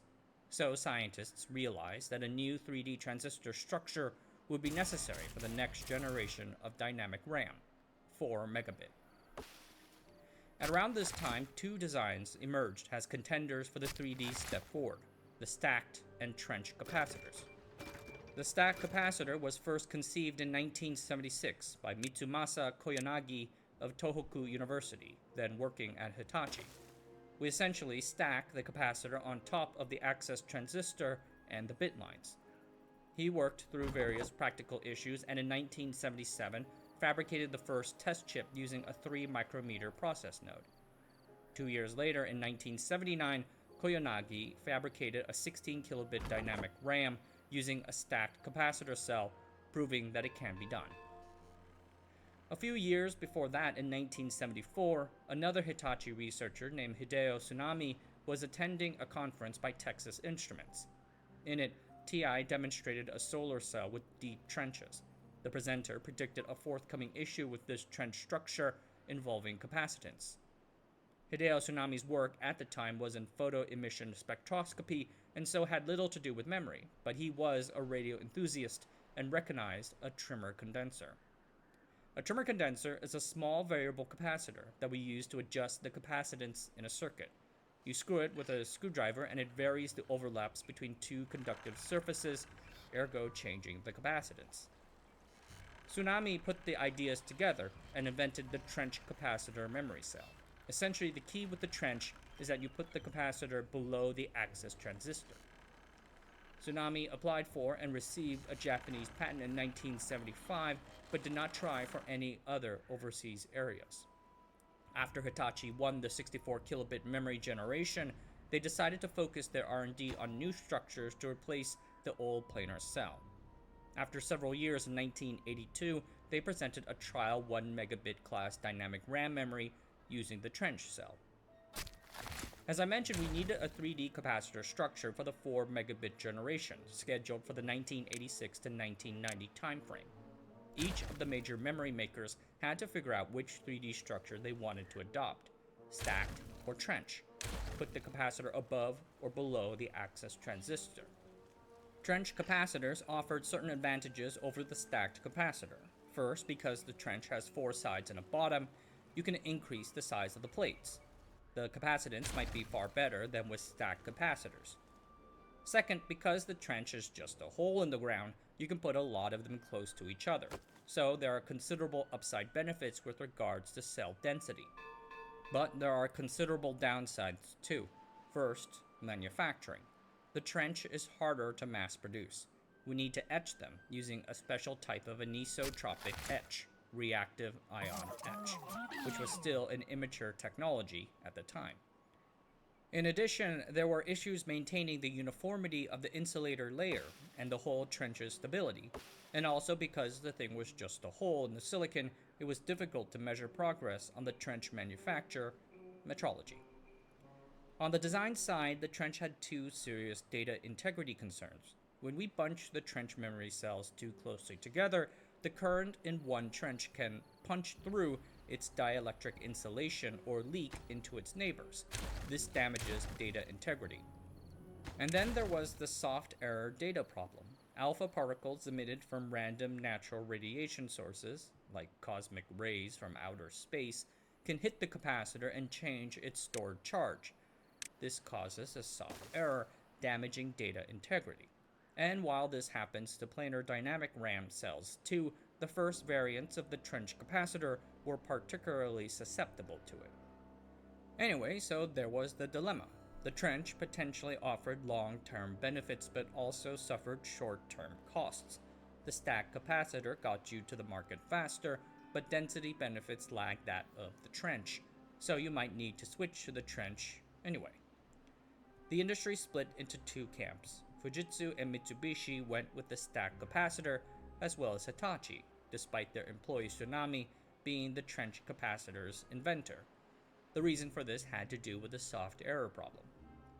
Being a vertically integrated company, the memory they produced was consumed by their mainframe computer business. Hitachi's mainframe people were concerned about trying to figure out the trench's potential soft data errors before shipping to meet the release date, and so they went for the more conservative stacked capacitor. The Korean memory makers, for their part, Samsung, Goldstar or LG, and Hyundai all went for stacked capacitors for their 4 megabit generation memories. Samsung in particular chose to go with the stacked capacitor because it was the easiest to manufacture, and for them, time to market was paramount. On the other hand, NEC, Toshiba, IBM, Siemens, and Texas Instruments went with the trench structure. This was because IBM had created an interesting new variant of the original trench capacitor, the substrate plate trench, or SPT. The substrate plate trench filled the etched trench with a layer of polysilicon, making it one of the capacitor's two plates. The second plate is the silicon substrate itself. Thus, the charge is stored inside the trench itself. This is in contrast to the first trench capacitor, which stored the charge within the trench's lining. The SPT simplifies the wiring and helped IBM overcome some of the trench's aforementioned challenges. Siemens and Toshiba adopted the SPT through their research alliances with IBM. Despite IBM's innovation, the stack capacitor's superior manufacturability benefits eventually won the day. Most of the companies that adopted the trench structure eventually dropped out of the commercial standalone dynamic RAM business. But IBM and others have continued working on trench technology for embedded DRAM modules, or eDRAM. Embedded meaning that these memory cells are put right on a system on chip, or SoC. There, it can offer more capacity and data transfers than traditional on-chip SRAM cache. Since the SoC is space-constrained, the trench's advantages in density are more relevant here. There are also some manufacturing benefits. Because you dig the trench right into the silicon substrate, the access transistors can be placed on the same horizontal plane as a SoC's logic transistors. The fancy industry term is fully planarized. It helps with lithography. A flat wafer topography helps lithography machines with shallower depths of focus do a good image transfer. The saddest thing about Moore's Law is that as soon as you ship one generation, you got to do the next one in just a few short years. Soon after the 4 megabit generation in 1985 came the 16 megabit in 1988. Different parts of the industry had their own way to get to this very advanced stage. For instance, IBM was using the SPT capacitor. For 16 megabit, they added a thick, as in 100 nanometers, insulating collar of silicon dioxide around the trench to prevent them from affecting their neighbors. As for the companies that took the stack capacitor pathway, they followed a 1988 proposal by Fujitsu and modified their stack capacitors to create this interesting FIN capacitor, no close relation to the FinFET logic transistor. Its cross-section kind of makes it look like a palm tree. The fins are made from polysilicon and serve as the plates. The dielectric goes in between the fins. Building this is very complicated. It involves a number of what we call sacrificial layers, temporary layers that we have to first lay down and then etch away. As the memory makers worked on building this new fin capacitor structure, they also began integrating new materials to improve their cells' capacitance values. The most critical of these materials innovations during the 64 megabit and later 256 megabit generations was the hemispherical grain structure, or HSG. This was implemented by adding these polysilicon grains onto the stack capacitor's bottom plate to make it more textured or rugged. In doing so, we increase the plate's surface area, which per our equation increases the capacitor's capacitance value. HSGs were a critical innovation win for the stack capacitor. Trench capacitors could not implement them because it required a heat baking step which compromised the trench's structural stability. NEC first invented HSG in the late 1980s or 1990, but it was Micron Technology which first ramped it up in 1997. The next year, NEC and Samsung introduced it into their own 64 megabit memory products. By 2001, 70% of dynamic RAM memory makers had adopted HSG. As we turn into the new millennium and the era of 1 GB dynamic RAM, the industry sought new ways to increase density. Two major innovations emerged: cylindrical capacitors and exotic high-K dielectric materials. Let's talk about the first one. In the late 1990s, a new set of lithography machines, 193nm DUV light, introduced higher resolutions into the semiconductor engineering process. This in turn allowed us to mass-produce new structures like the cylinder or cylindrical capacitor, the concept for which was first unveiled at a 1989 VLSI symposium by a team at Mitsubishi. The cylindrical capacitor is an evolution of the fin capacitor and allows us to fully maximize the plate's surface areas.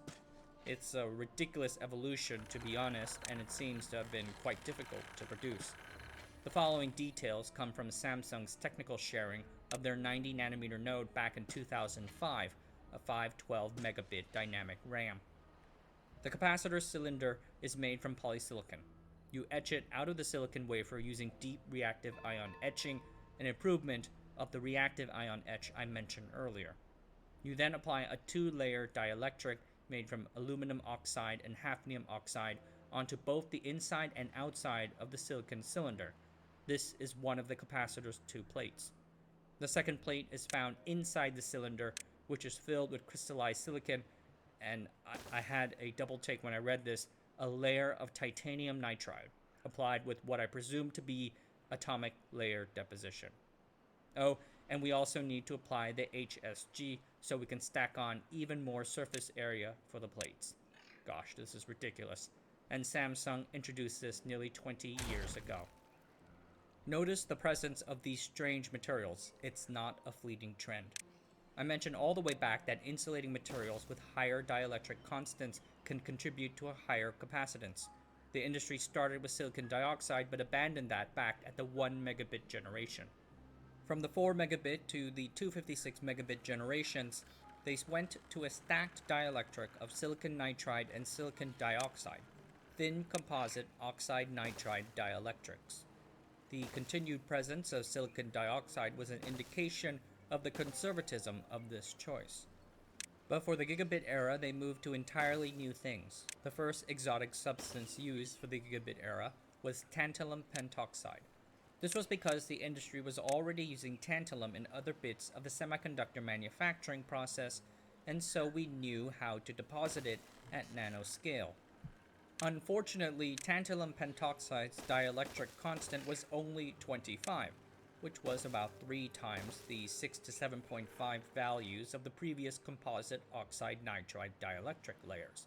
So, it would only be useful for one generation of bit shrinkage. Remember, 4 times shrinkage. Therefore, industry engineers started working on super exotic materials like barium strontium titanate, which will also require developing brand new deposition methods like metal organic CVD. With EUV lithography unavailable for much of the gigabit era, the industry heavily leaned on these strange exotic materials to grind out more memory cell scaling improvements. I have to be frank with you, this video spiraled out of control near the end. I'm rather taken aback by these rapidly evolving 3D structures in DRAM. It is different from things on the logic side, where we only moved to the FinFET transistor in 2011, and now 15 years later we are only now moving to gate-all-around. I suspect that DRAM's nature as a commodity forced the memory makers to aggressively pursue these ambitious 3D capacitor structures, and after that, these exotic high-K dielectric materials. It is a tough business, and it makes me appreciate the ridiculous complexity of these advanced memory semiconductors. Memory is often the chopped liver of the industry. I should spend more time on it, and I will. Alright, that's it for tonight. Thanks for watching. Subscribe to the channel, send me an email. I love reading your emails, and I'll see you guys next time.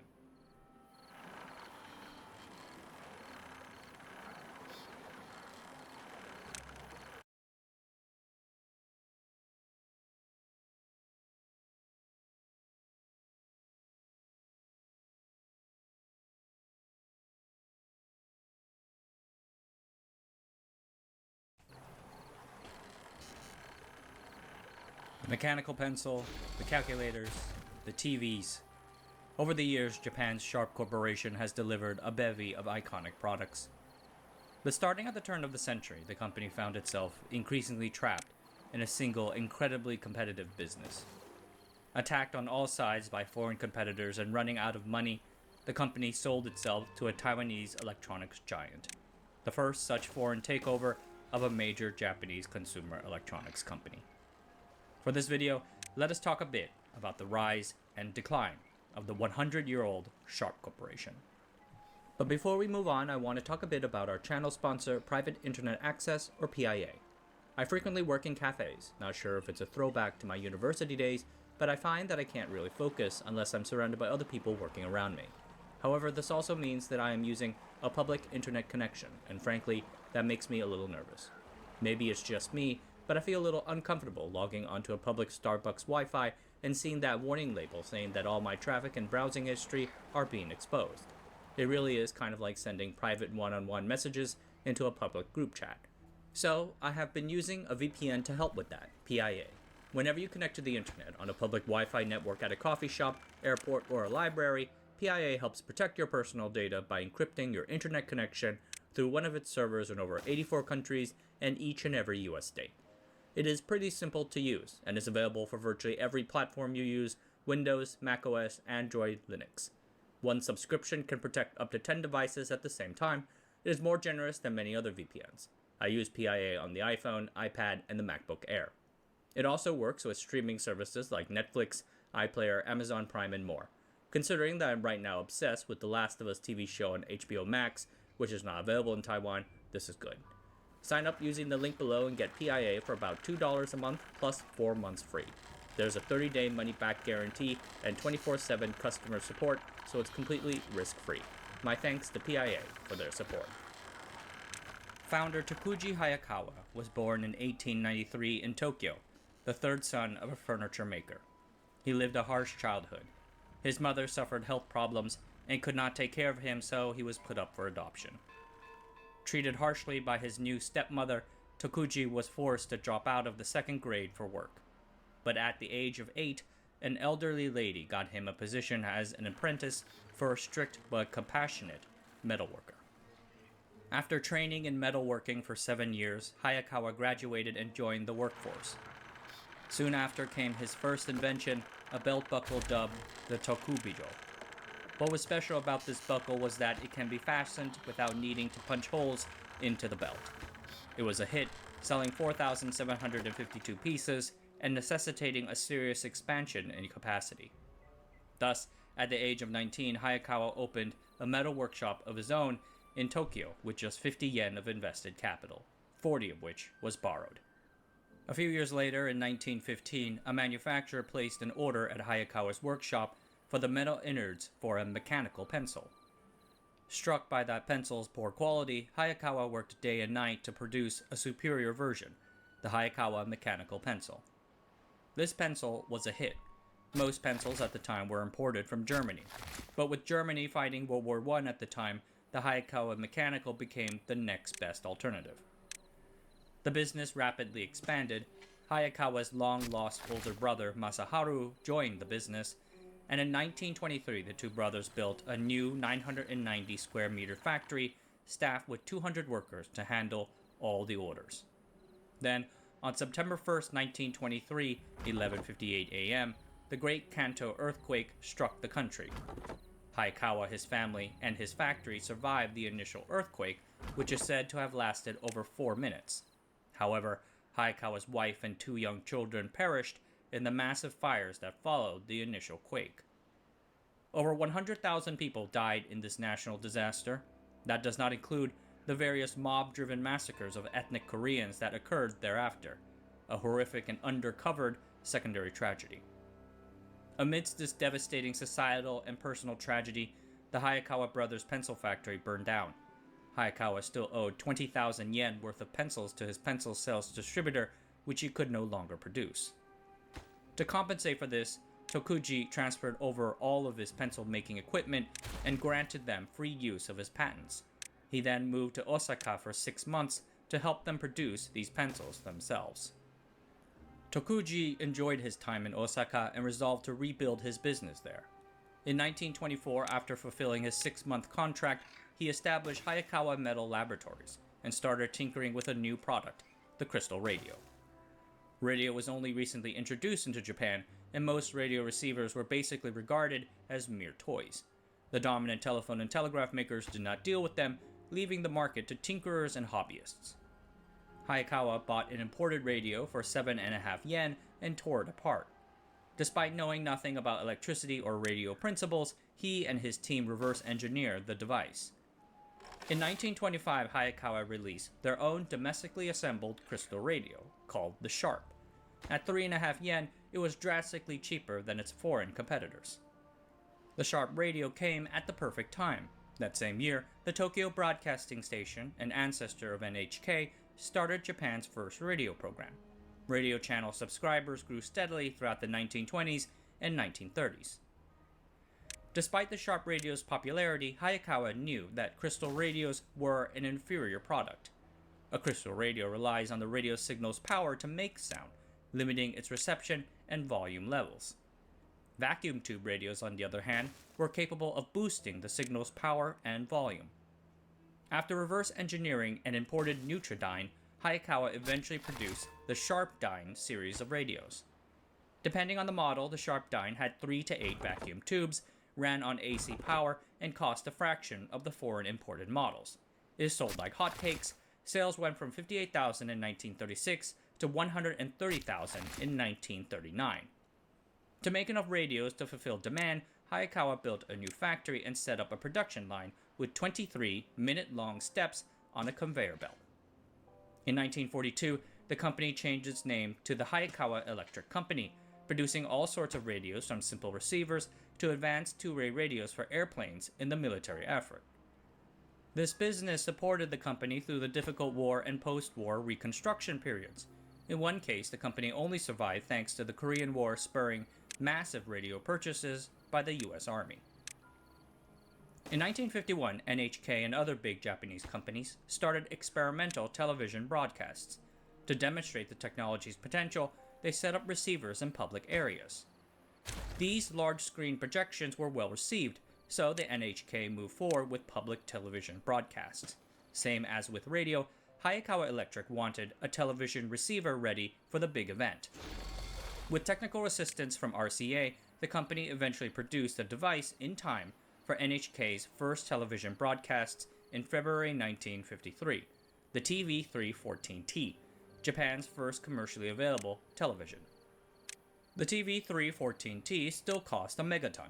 It cost 175,000 yen at a time when the average civil servant made 8,700 yen a month. Nevertheless, the product's early and timely entrance secured Hayakawa's dominance in the domestic television market. Manufacturing costs fell and monthly salaries grew. And before long, a household television set was no longer so expensive, and sales skyrocketed. Hayakawa Electric quickly started moving on to other categories. In 1962, they released Japan's first microwave, the R10, as well as Japan's first solar-powered consumer electronics product, a transistor radio. Hayakawa remained a dominant solar cell producer into the 1990s. But it would be another product that put the company onto the global electronics map. In 1960, excited about the future possibilities of the growing semiconductor industry, Hayakawa Electric started a team to design logic circuits and eventually produce a computer. However, Japan's Ministry of International Trade and Industry decided not to enroll the company into its mainframe computer development program. Without government support, Hayakawa decided to focus instead on sophisticated but non-programmable consumer electronics like voucher printers, cash registers, and calculators. Calculators especially. In 1962, the British company Bell Punch had started importing and selling its vacuum tube-powered desktop calculator, Anita. So, Hayakawa set up to produce their own 20-key desktop calculator powered by germanium transistors. Thus came the CS-10A Compact, one of the first all-transistor calculators.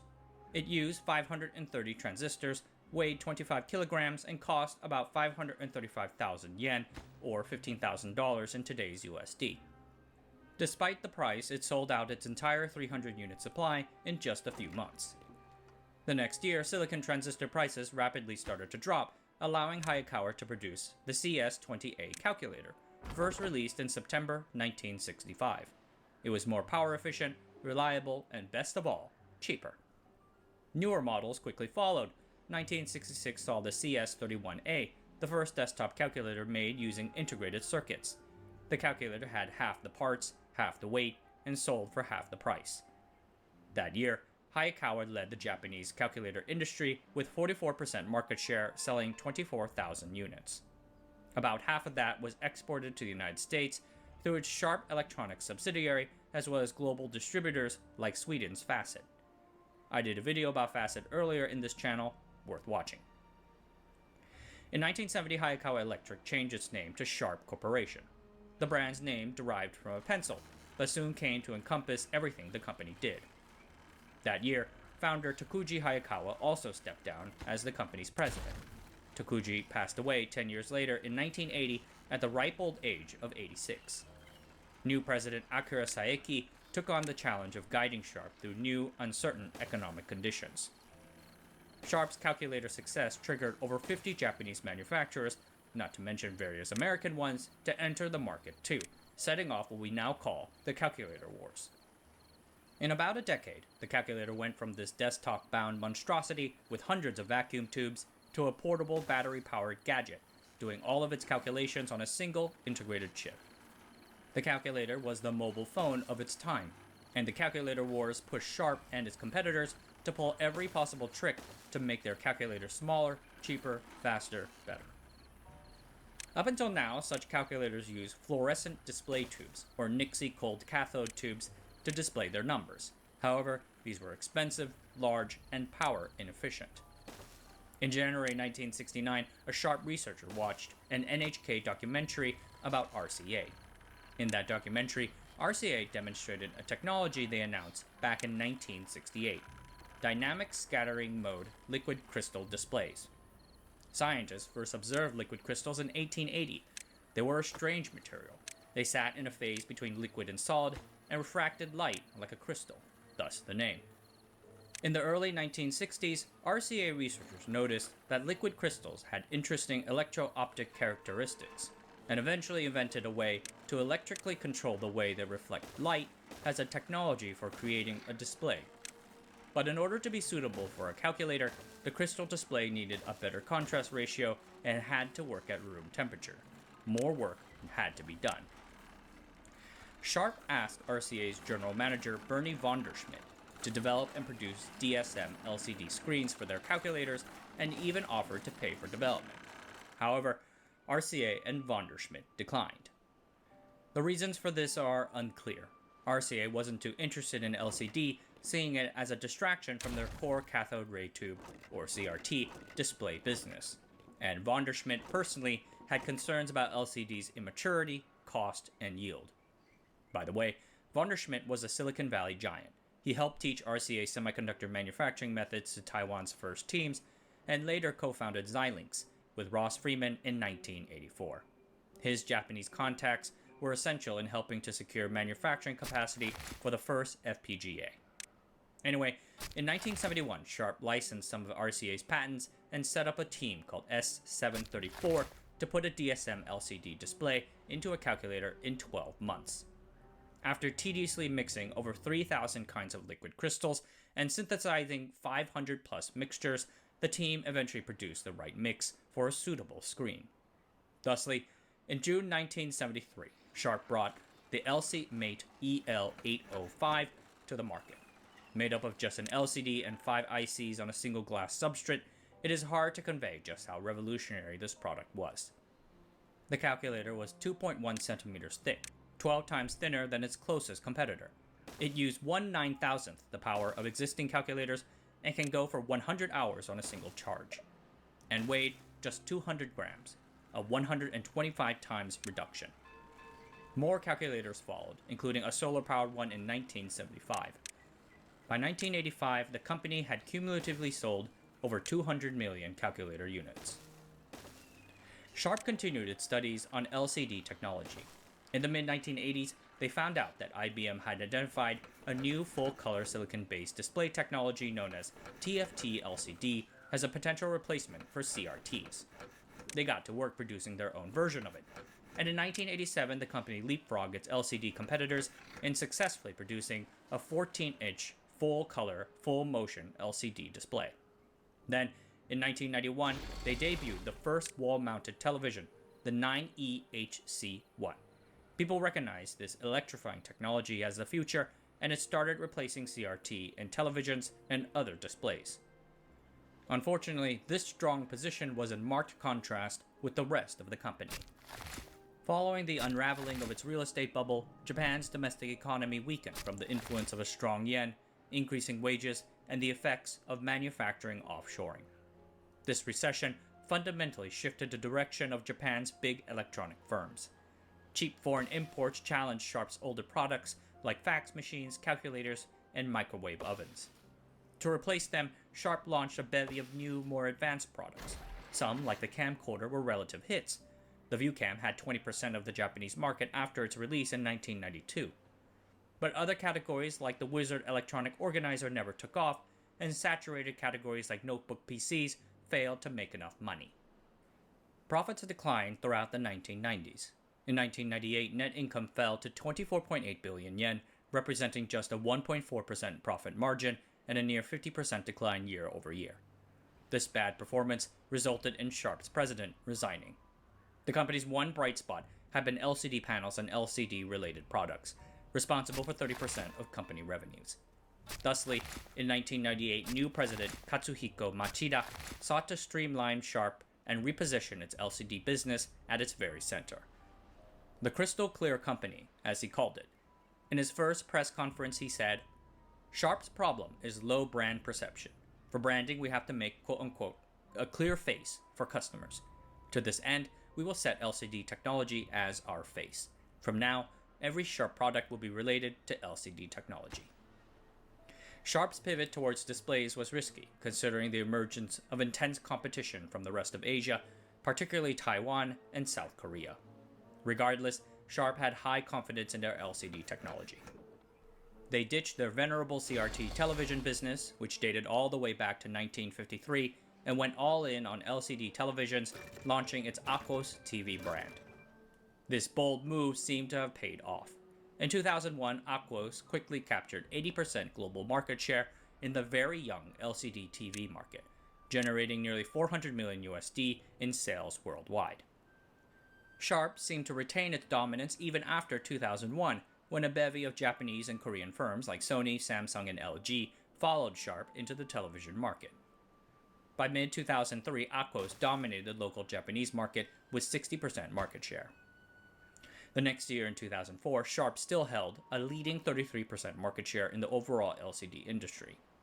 But Samsung and the competition were catching up faster than anyone at the company anticipated. Notably, in early 2002, Samsung caught Sharp and the rest of Japan's display industry by surprise by being the first to produce leading-edge 5th-generation LCDs. Looking to cement their lead, Sharp began investing billions of yen into new TFT LCD factories across Japan, the largest of which was the Kamiyama plant in Kamiyama City in the Mie Prefecture. This massive factory had two phases, completed in 2004 and 2006, and cost a cumulative $4 billion. It produced over 1 million panels a year, the world's biggest at the time. Kamiyama represented a big bet on Japan-based production. By now, many other Japanese companies had offshored their LCD production to cheaper countries. President Machida and the management, however, had high confidence in the superiority of Sharp's technology and believed local production was necessary for the company to retain its secrets. Local media praised the factory as a model of Japanese manufacturing. Sharp positioned its panels as a premium product. The Kamiyama model brand was to be like the Kobe beef of TFT LCD televisions. The billions of yen spent on the Kamiyama plant, however, strained company finances. Like many other conservative Japanese companies, Sharp had a long-standing financial rule, restricting any single division's investment to a certain percentage of its sales, operating income, and cash flow. But because of LCD's importance to the company, these rules were waived. Unfortunately, the plant came online the same time as other massive facilities built by Taiwan's AU Optronics, Sony, Samsung, and LG. The LCD panel industry fell into a situation of oversupply. In 2004, a 32-inch TV panel cost about $865. By 2011, that same size panel would cost about $149. Throughout the 2000s, Sharp's TV market share would fall from as high as 80% to under 10%, while its rivals caught up to the company's first-mover advantage. The LCD television was starting to turn into a cheap commodity. Looking to retain leadership, Sharp announced that they would focus on selling more LCD panels to other businesses. As President Machida said back in 2004, "We will try to keep greater than 50% share in world LCD panel production. Half of our products will be sold to other LCD TV manufacturers, and the rest will be used for our own TVs. Such a plan can be achieved if we continue to invest in production capacity." This strategy meant even more financial investment, leading to Phase 2 of the Kamiyama plant. In order to pay for it, Sharp cut its investment in home appliances. By 2006, LCDs made up half of the entire Sharp Corporation's revenues. You can say that the LCD push had some positives. LCD-related division sales steadily grew from 2002 to 2006. And in the fiscal year ending March 2008, Sharp as a whole showed record-high sales of $34.5 billion and $1 billion USD in profits. But was this healthy revenue? Machida mentioned that he wanted 50% of production sold externally, but that ratio never cleared 20%. And with competition from Taiwan, South Korea, and now China catching up and surpassing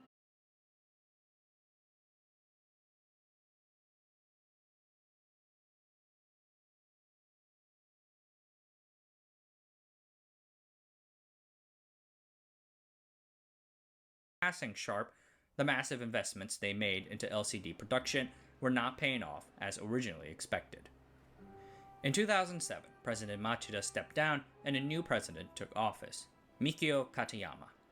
However, Machida retained his influence as chairman. Together, the two oversaw the financial blow that crippled the company. In 2007, Sharp announced that it would build a new set of factories in the city of Sakai, Osaka Prefecture. The Sakai factories would cost $3.4 billion USD and were projected to be almost as large as the latest Kamiyama Phase 2 location, 13 million units of 32-inch equivalent panels compared to Kamiyama's 20 million units. Who was going to buy all of these new panels? Sharp reached out to fellow Japanese TV makers like Pioneer, Toshiba, and most importantly, Sony. In February 2008, Sony, then the second largest LCD manufacturer, announced an agreement with Sharp in which Sony would take a 33% ownership share in the Sakai factories, then named Sharp Display Products. However, Sharp failed to properly manage relations between its TV and display panel divisions. It is the same issue with Samsung and Apple, where one division of the company competed with the customers of another division. Sony found itself relegated to second place behind Sharp's own Aquos TV sales, leading to shortages and delays that pissed them off. In the end, Sony did not go through on its 33% purchase. It never owned more than 7%, and eventually sold its entire stake in the joint venture back to Sharp. Sharp tried to sell Sakai's larger panels to the United States, but these 60-inch TVs never really caught on there. Then came the global financial crisis. Sales collapsed and losses increased. In March 2009, Sharp announced that it had turned a net loss for the first time since the stock went public in 1956. Management admitted they made a mistake in investing in local production within Japan, yet they still continued investing in Sharp Display Products, which changed its name to Sakai Display and kept LCD at the center of their strategy. This was despite the TV business division continuing to deteriorate. By 2009, Sharp's TVs held a market share of just 6 to 7%, good for 5th place and a third of Samsung's market-leading 18.8%. Operating utilization for the new $3 billion Sakai plant fell to less than 50%. Not being able to decide between the LCD panel supply and TV businesses led to Sharp losing in both of them. Sharp's sales in the fiscal year ending in March 2012 declined by $10 billion from 2008, The company turned a net loss of over $5 billion, and the company nearly fell into bankruptcy. In March 2012, Katayama stepped down from being Sharp's president for this terrible performance, making way for Takashi Okuda. However, Katayama and Machida remained influential through positions as members on the board. At this point, Foxconn enters the story. In 2012, the $150 billion Taiwanese electronics giant bought a 9.9% stake in Sharp for about $854 million. They also bought a larger share in Sakai Display. Why would Foxconn be interested? I mentioned in a previous video that Foxconn has a land and expand business model that seeks to take over a client's whole manufacturing supply chain. Electronics assembly is an extremely low-margin business. Foxconn squeezes profits through economies of scale and vertical integration up and down the supply network. The more components that Foxconn's clients source from a Foxconn affiliate, the more profits Foxconn gets to keep. And for electronics gadgets like your mobile phone, the most expensive component tends to be the display. 3 years earlier in 2009, Foxconn helped Taiwan's Innolux acquire 2 other Taiwanese display companies to create one of the world's biggest TFT LCD panel makers. Adding Sharp's capacity and technologies enhances this roll-up strategy. Foxconn did request a more substantial partnership, perhaps even an acquisition, but Sharp declined such a tie-up and would do so for several more loss-making years. Chairman Machida led the negotiations with Foxconn for the investment, and with Katayama and Okuda still influential in the company, rumors of power struggles wafted through the Japanese business press. Okuda eliminated 11,000 jobs as new smartphone makers like Xiaomi became big buyers of Sharp's small and medium-sized panels, but the company remained deep in the red. There was still too many players in the LCD market. In 2012, Sony, Toshiba, and Hitachi merged together the LCD divisions to create Japan Display Inc., or JDI. JDI and Sharp competed for several years, causing pain to both. And Sharp, for all of its supposed technological prowess, missed several critical industry transitions, including that towards new display technologies like LED backlit LCD screens and OLED. In March 2013, the company announced a staggering $5 billion loss, leading to all 3 leaders and former leaders, Katayama, Machida, and Okuda, exiting their positions.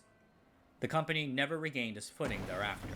In 2013, Sharp and Fujitsu began losing their once solid grip on the Japanese domestic smartphone space, perhaps one of their last hopes in the consumer electronics world. Apple surged ahead and now holds dominant market share. As early as the first investment in 2013, Foxconn had an offer out to Sharp for a more substantial investment. At the time, Sharp declined. But in 2016, after 3 more difficult years, Sharp finally accepted Foxconn's offer to purchase a controlling 66% stake for $6.2 billion. However, Foxconn then revised that offer down to $3.8 billion upon learning about a bunch of new financial liabilities. Several other suitors came up, including those organized by the Japanese government. However, Sharp's bank creditors eventually chose to side with Foxconn. Sharp's acquisition represents the first foreign takeover of a leading Japanese electronics firm, a sad end for a venerable 100-year company. Foxconn appointed a Taiwanese, Tai Zhengwu, as its new CEO. He has sought to cut costs, closing various unprofitable overseas ventures, cutting even more employees, and moving production out of Japan. In its first full year under Taiwanese management, Sharp turned a profit, though small, for the first time in 4 years. Tai reoriented the company back towards producing the branded electronics products like it once had many years ago.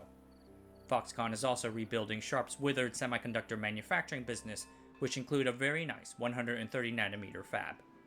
I mentioned this briefly in my video about Foxconn's semiconductor ventures in India. In February 2022, Tai retired, and a new CEO from Foxconn took the job, Wu Bo-shen. He previously led the company's brand products division, another indication of its future direction. Sharp Corporation became a consumer electronics giant not necessarily because it had the best technologies, but because it used technology to produce the right products at the right time. As the company fell deeper and deeper into LCDs, the company clung to a confidence in the superiority of its technology. But As it turns out, display panels are a brutal, grinding business with low margins and high insecurity. And a ground up Sharp too. We shall see where Foxconn takes Sharp in the future. The brand still has 100 years of value behind it. I hope I can see it rise to its former glory once more. Alright everyone, that's it for tonight. Thanks for watching. Subscribe to the channel, sign up for the newsletter, and I'll see you guys next time.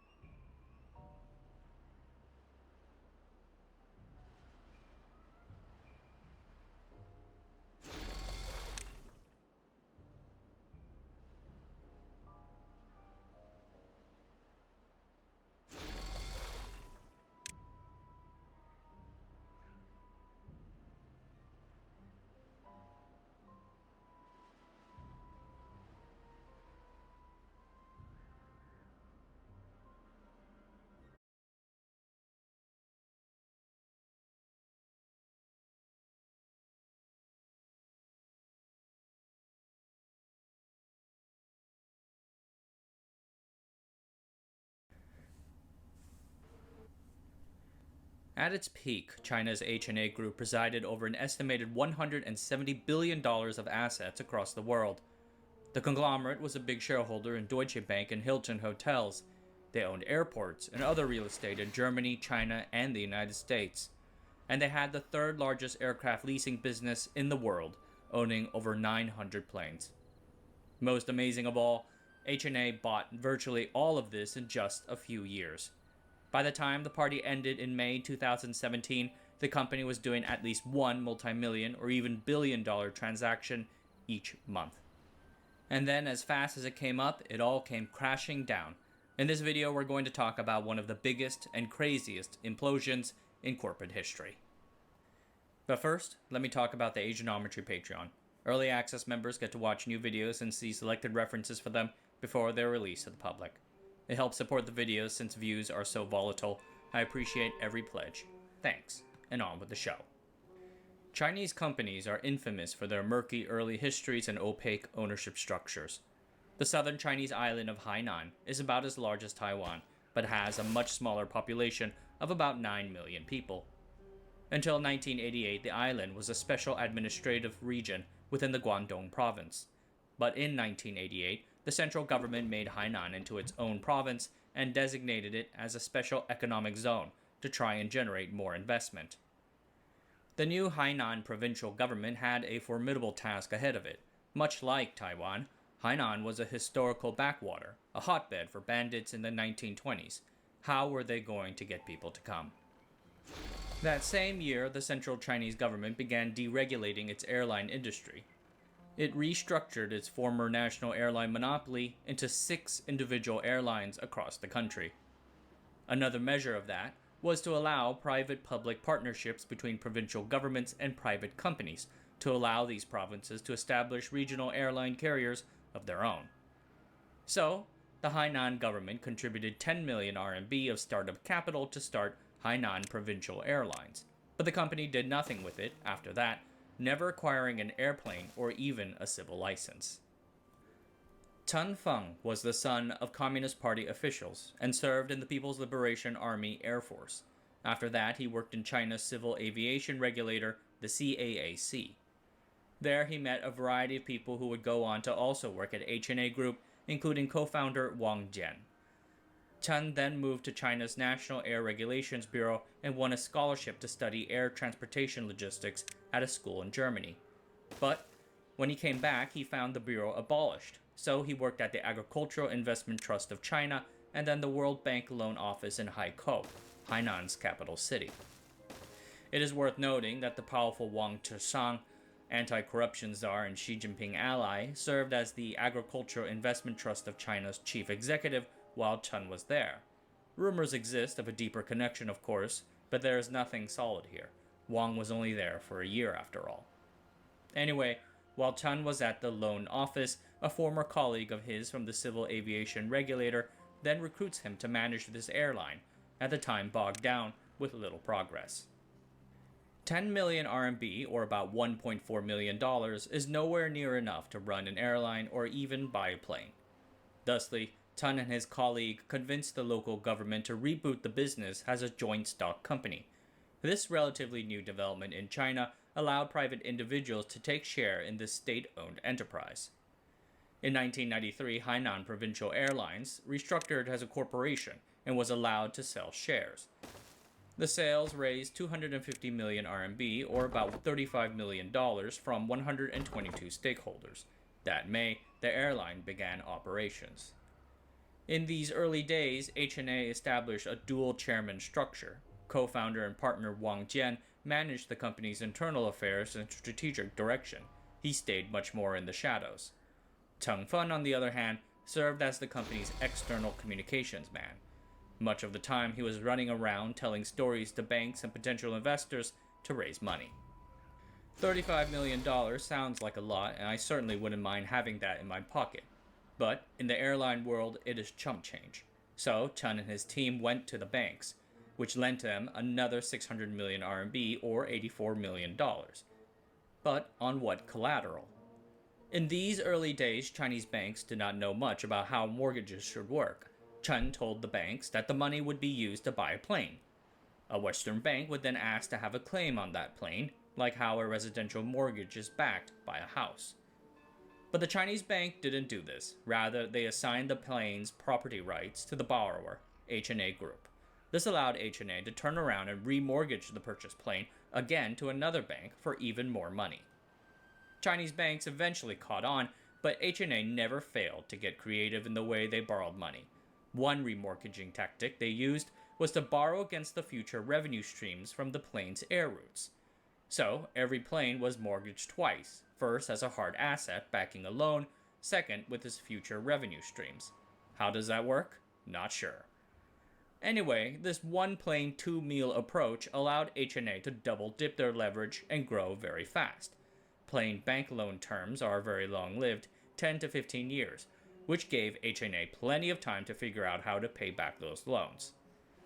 But you don't need me to tell you that it is a perilous way to scale a business. Many times, the only way to pay back that loan was to take out another loan down the line. In 1995, Chen flew to New York City and pitched hedge fund manager George Soros' Quantum Fund. There, he talked about Hainan's development prospects as well as the high market potential for airlines in China. Convinced, Soros invested $25 million. It was the first Chinese-American joint venture in the China aviation space. Chen later said that the investment and Soros' reputation helped boost the startup airline's image. When Hainan Airlines later listed on a Shanghai stock exchange, the Quantum Fund-owned vehicle, American Aviation LDC, was reported as its largest shareholder with 21%. In 2005, Soros doubled his investment to $50 million, using a share swap to acquire a 10% stake in an unlisted unit of HNA Group. Altogether, their ownership was said to be worth something like $110 million. The New York Times reported that the Quantum Fund sold its stake in 2011. One of the reasons why they did so was HNA's lack of corporate transparency and governance. The company is infamously complicated and opaque. At the IPO, co-founders Chen Feng and Wang Jian personally held a minuscule stake, Chen with 32,000 shares and Wang with 28,000. but the two controlled another shell company with enough shares to be the second largest shareholder. Since then, the group's ownership structure has shifted around but has always remained extremely murky. From 2002 to 2015, HNA Group's controlling shareholder was the Hainan Airlines Trade Union. Then it was replaced by a non-profit called the Hainan Zihang Charity Foundation. HNA founded the charity in 2000 with a share donation worth 20 million RMB. The foundation is said to support anti-poverty efforts, but it does not seem to do much and employs a variety of company friends and family members. In all likelihood, it is a stealth vehicle through which Chen can control the company. Serving on a sham foundation was not the only way the co-founders' friends and family profited from HNA. Chen's little brother set up an American firm to buy engines and spare parts for the airline's fleet. And the airline hired Wang Jian's little brother, Wang Wei, to help build high-end oceanfront villas and a golf course at Haikou. These deals and others eventually made him a billionaire. In 1997, Hainan Provincial Airlines renamed itself to Hainan Airlines. A year later, it established Hainan HNA Holdings, the predecessor of what would eventually become HNA Group. By the late 1990s, China's airline situation was a bit messy. There were over 30 carriers in the country at the time, and they were all losing money. Some consolidation was required. In 2000, China's civil air regulator reorganized its state-owned aviation companies, creating an oligopoly of 3 airlines: Air China, China Eastern, and China Southern. By now, Hainan Airlines' fleet had grown to 31 airplanes, but that was nowhere near big enough to compete with the giants. So they arranged marriages with 3 other small airlines: China Xinhua Airlines, Chang'an Airlines, and Jiangxi Airlines. China Xinhua Airlines in particular was key in turning Hainan into a national flagship. Xinhua operated out of Beijing's 2 big airports, flying over 80 routes to over 50 cities across China. But Xinhua also struggled to make money, with debt ratios reaching as high as 98%. So in April 2001, they sold themselves to HNA Group for about 1 billion RMB, though most of that purchase price was not in cash, but real assets like planes. The new 4-way entity focused on short and medium-range flights serving China's regional cities, outside of the major routes dominated by the state-owned airlines. This strategy succeeded, and the airlines in 2001 turned a profit. But HNA then flew headlong into the first SARS epidemic in 2003. The crisis struck the air and travel business pretty hard. HNA, already financially stretched because of its earlier acquisitions, turned a massive loss of 1.5 billion RMB. The company came close to bankruptcy. To survive, they turned to the Hainan provincial government, and the government, despite having a relatively small financial stake in the venture, bailed it out anyway. In 2005, the Hainan government injected 1.5 billion RMB, 10% of its entire revenue that year, essentially saving the airline. Thanks to its white beaches and tropical weather, Hainan gained a reputation as a vacation destination. After the 2003 SARS dip, the Hainan tourism trade grew steadily over the next 2 decades. HNA positioned itself to benefit from those tourists in multiple ways. Over 40% of arrivals to Hainan came on a Hainan Airlines plane. They landed at an HNA-owned airport, stayed at HNA-owned hotels, and were guided around by an HNA-owned travel agency. This diversification is not only a reflection of the company's vertical integration strategy, but also an indication of the scope of its ambitions. They were the first Chinese airline to purchase and own their own airport. Co-founder Chen Feng said, "Our dream is to turn Hainan Airlines into an international enterprise which can compete with the world giants." In 2008, the global financial crisis seemed to impede those dreams. It wrecked the world economy and caused HNA Group to fall again to a 1.73 billion RMB loss. They attempted to raise funds by IPOing their airline subsidiary, Grand Air China, on the Hong Kong stock markets. However, the difficult financial market situation in 2009 made this infeasible. The company made it through thanks to 2 big events. First, the Hainan provincial government injected another 1.5 billion RMB into the company. Second, as the crisis unfolded in November 2008, the Chinese government announced a 4 trillion RMB stimulus package. In it were new infrastructure projects that caused land prices across the country to skyrocket. This included about 9,000 acres of land in Haikou that H&A acquired when it bought Haikou's airport. The airport relocated elsewhere, but H&A held onto the land, ideally positioned in the downtown area, for many years. This land became immensely valuable. On the basis of this development, H&A sold 4 billion RMB of bonds and 2.8 billion RMB of stock, ending the company's crisis. There was one other way H&A Group recovered. By moving company assets between subsidiaries at favorable prices, H&A can generate a paper profit. Most notably in 2004 and 2005, two H&A subsidiaries, including Hainan Airlines, invested 600 million RMB to build their HQ Kehang building in Beijing. At the end of 2007, the subsidiaries transferred the building to H&A at cost. A year later, H&A sold a 95% stake in the building back to Hainan Airlines, the subsidiary, for about 1.7 billion RMB, recording a profit of about 1.1 billion RMB. But no big deal, right? Just a little light fraud between friends to boost operating results. Anyway, many normal companies would consider this second close call as a sign to shrink and deleverage. But H&A was no normal company. The financial crisis and the recession that followed gave H&A plenty of cheap overseas targets to look at. H&A wanted to take advantage and launched the Super X plan with the goal of accumulating 1 trillion RMB of assets in just 5 years. From late 2010 to 2017, H&A spent billions of dollars to acquire hotel brands, technology companies, urban real estate, and airports. This frenzy peaked in the 3 years from 2015 to 2017, where H&A spent $50 billion to make 123 acquisitions. These acquisitions are in wildly different industries. We can try to organize them into a few broad categories and go through them category by category. The accounting, however, is nowhere near complete or comprehensive. The first category is the travel industry, including airlines and travel groups. Some of H&A's earliest acquisitions were airlines. In 2006, H&A acquired Hong Kong Airlines and Hong Kong Express Airlines.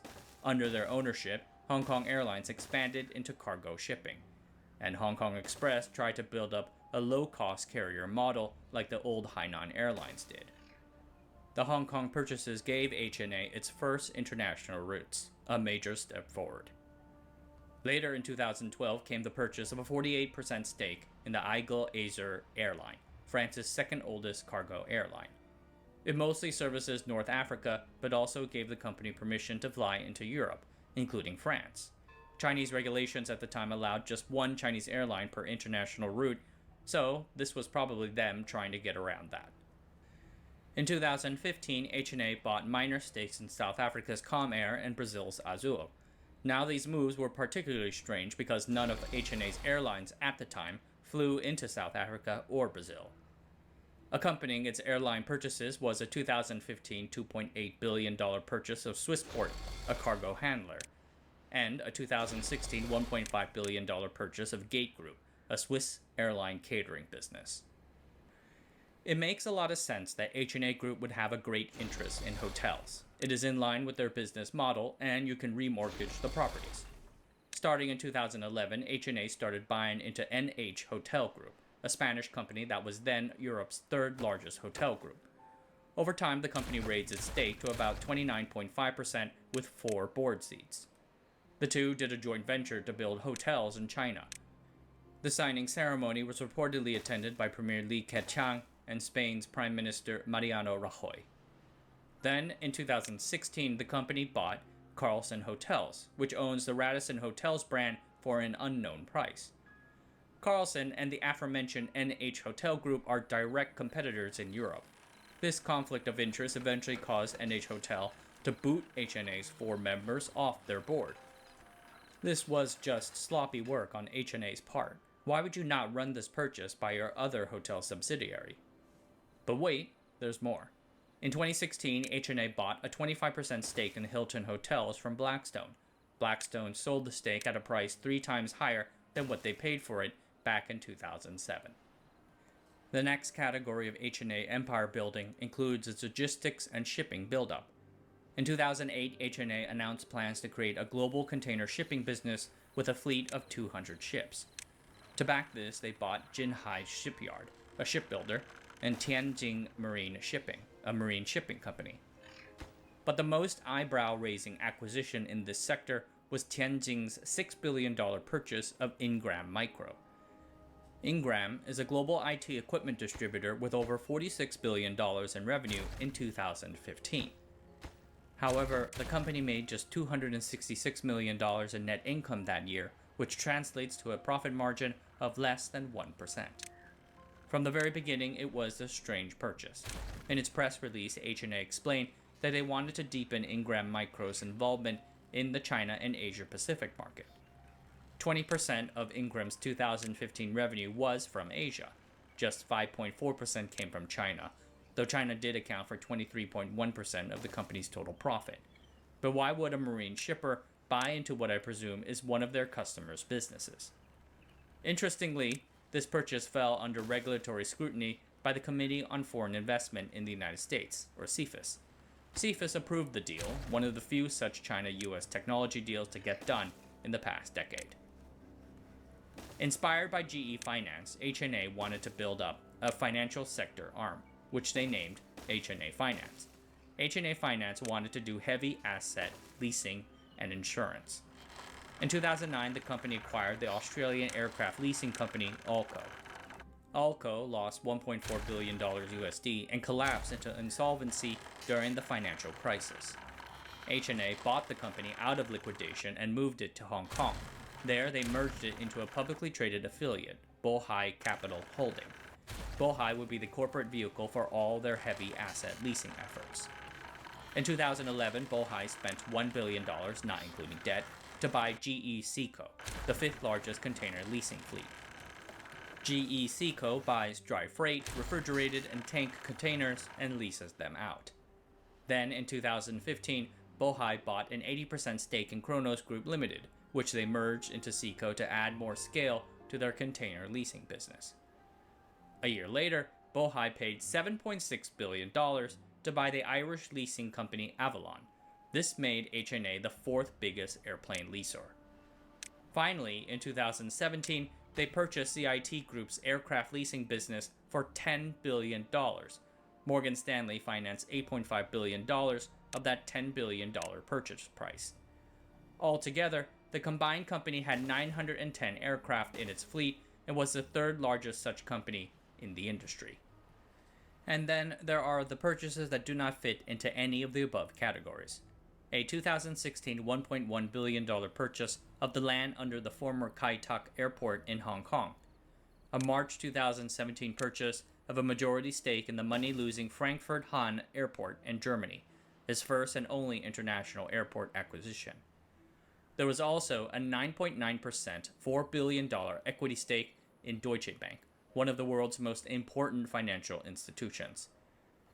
This was built up in early 2017 through an Austrian firm and a fantastically complicated web of offshore companies. The chain is 7 companies deep. Through this web, HNA claimed itself to be Deutsche Bank's largest shareholder and managed to place a representative on the board. There was also the $2.21 billion purchase of 245 Park Avenue in New York City, which closed in May 2017. One of the biggest transactions in New York City real estate history, 1.75 of the $2.2 billion was borrowed. Just a month earlier, HNA closed on the aforementioned $10 billion Citigroup purchase and announced that they had bought a 16.8% in Dufry Group, the largest duty-free shop chain in the world. Gosh. So where did all the money for these purchases, oft made at an elevated price, come from? The vast majority of the money was borrowed, but against what?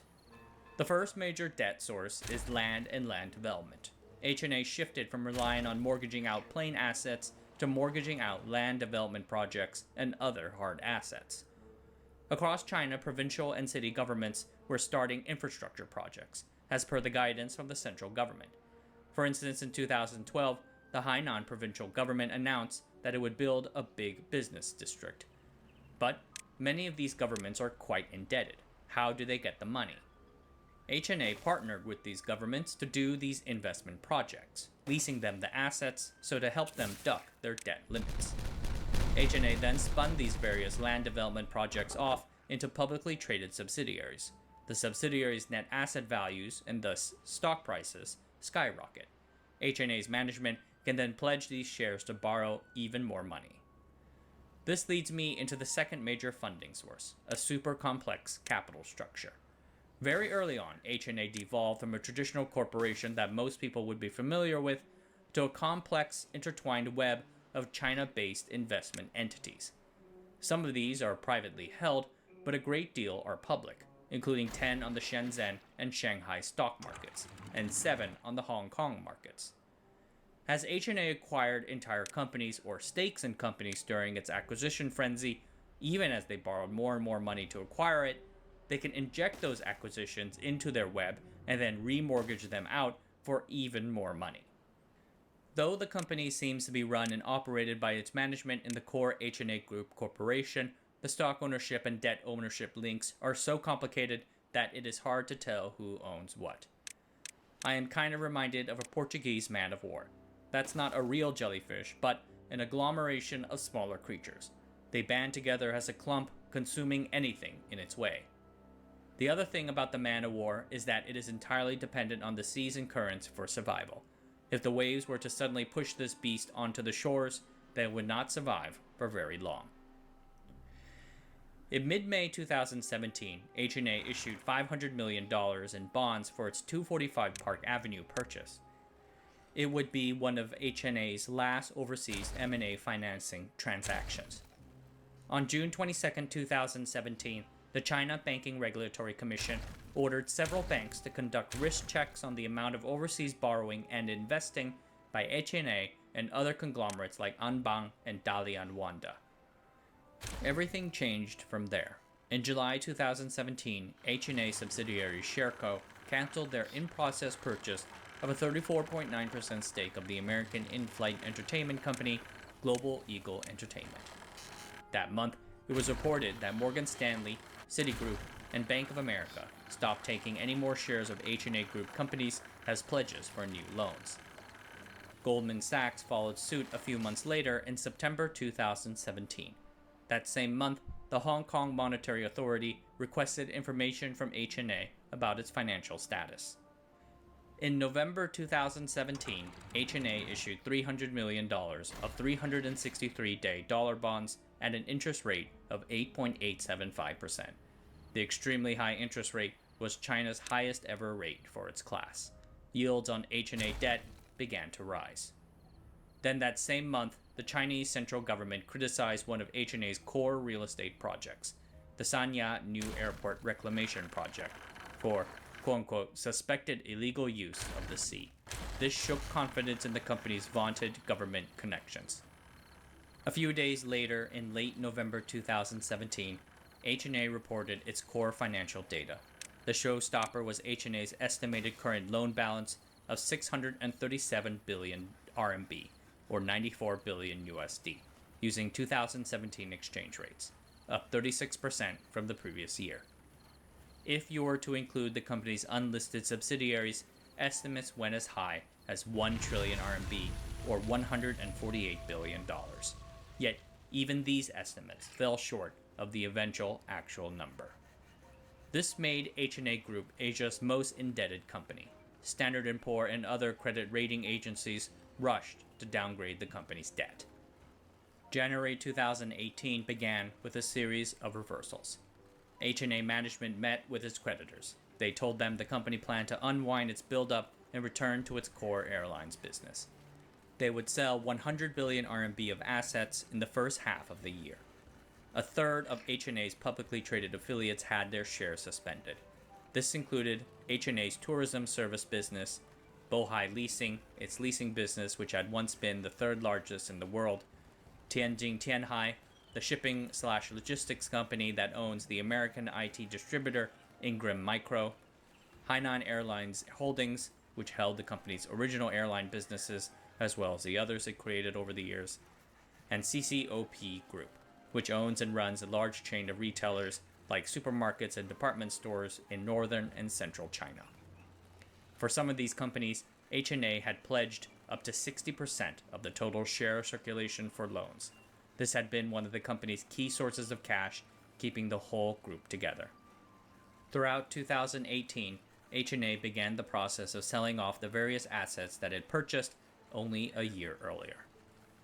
This rapid sell-down took place in the midst of great personal tragedy. In July 2018, Wang Jian, one of H&A's co-founders and the inside man said to be running the company's day-to-day operations, fell to his death in a tourist area of France. He had climbed a wall so that his family can get a photograph of him and then accidentally fell about 15 meters. There are some dubious reports that he deliberately jumped off the wall, but the French authorities don't seem to believe that. Wang's 15% stake passed to the American nonprofit that now controlled the majority of H&A's shares. Chen Feng's son, Cheng Xiaofeng, was appointed the new deputy CEO, and the asset sales continued. Slowly, the assets melted away. 2 plots from the Kai Tak airport site in Hong Kong were sold to Henderson Land for $2 billion, a rare recorded gain. A bit of the stake in Deutsche Bank sold off in 2019. They are still selling it down today. Swissport was swapped away to its senior creditors in August 2020, and the massive Ingram Micro IT subsidiary was sold to Platinum Equity in a December 2020 sale. It seemed like the company might actually make it through, but the devastating effects that COVID had on H&A's core airline and travel businesses sparked a final crisis that the company could not overcome. And thus, on February 2021, H&A finally entered bankruptcy proceedings. When the filing came in, the company had acknowledged $170 billion of debts from creditors. The company will likely be split into 4 businesses after all the bankruptcy procedures are done. And as for Chen Feng, on September 2021, he and his chief executive Adam Tan were detained by the Chinese government for suspected crimes. In a 2012 investor presentation reported by the Financial Times, a banker tried to reassure potential investors with the following line. To outsiders, this seems opaque and confusing, but investors should take comfort from close government relationships at many levels, both above and within the H&A umbrella.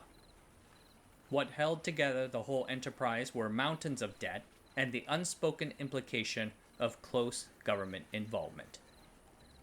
The notion floated around that H&A can only have gotten so far, borrowed so much and bought so much, because it had the backing of, or was even a vehicle for, the Chinese government. This caused a lot of anxiety for people in the West. Was it real? Who knows for sure. Perhaps on some level, H&A and its fellow conglomerates did have that approval. People have made those claims. But one can make an equally strong argument that the company's incredibly complex structure existed for a reason, and that was to dodge oversight. At least, until it no longer could. Alright everyone, that's it for tonight. Thanks for watching. My thanks to my intern researcher Adam Kim for his work on this. Subscribe to the channel, sign up for the newsletter, and I'll see you guys next time.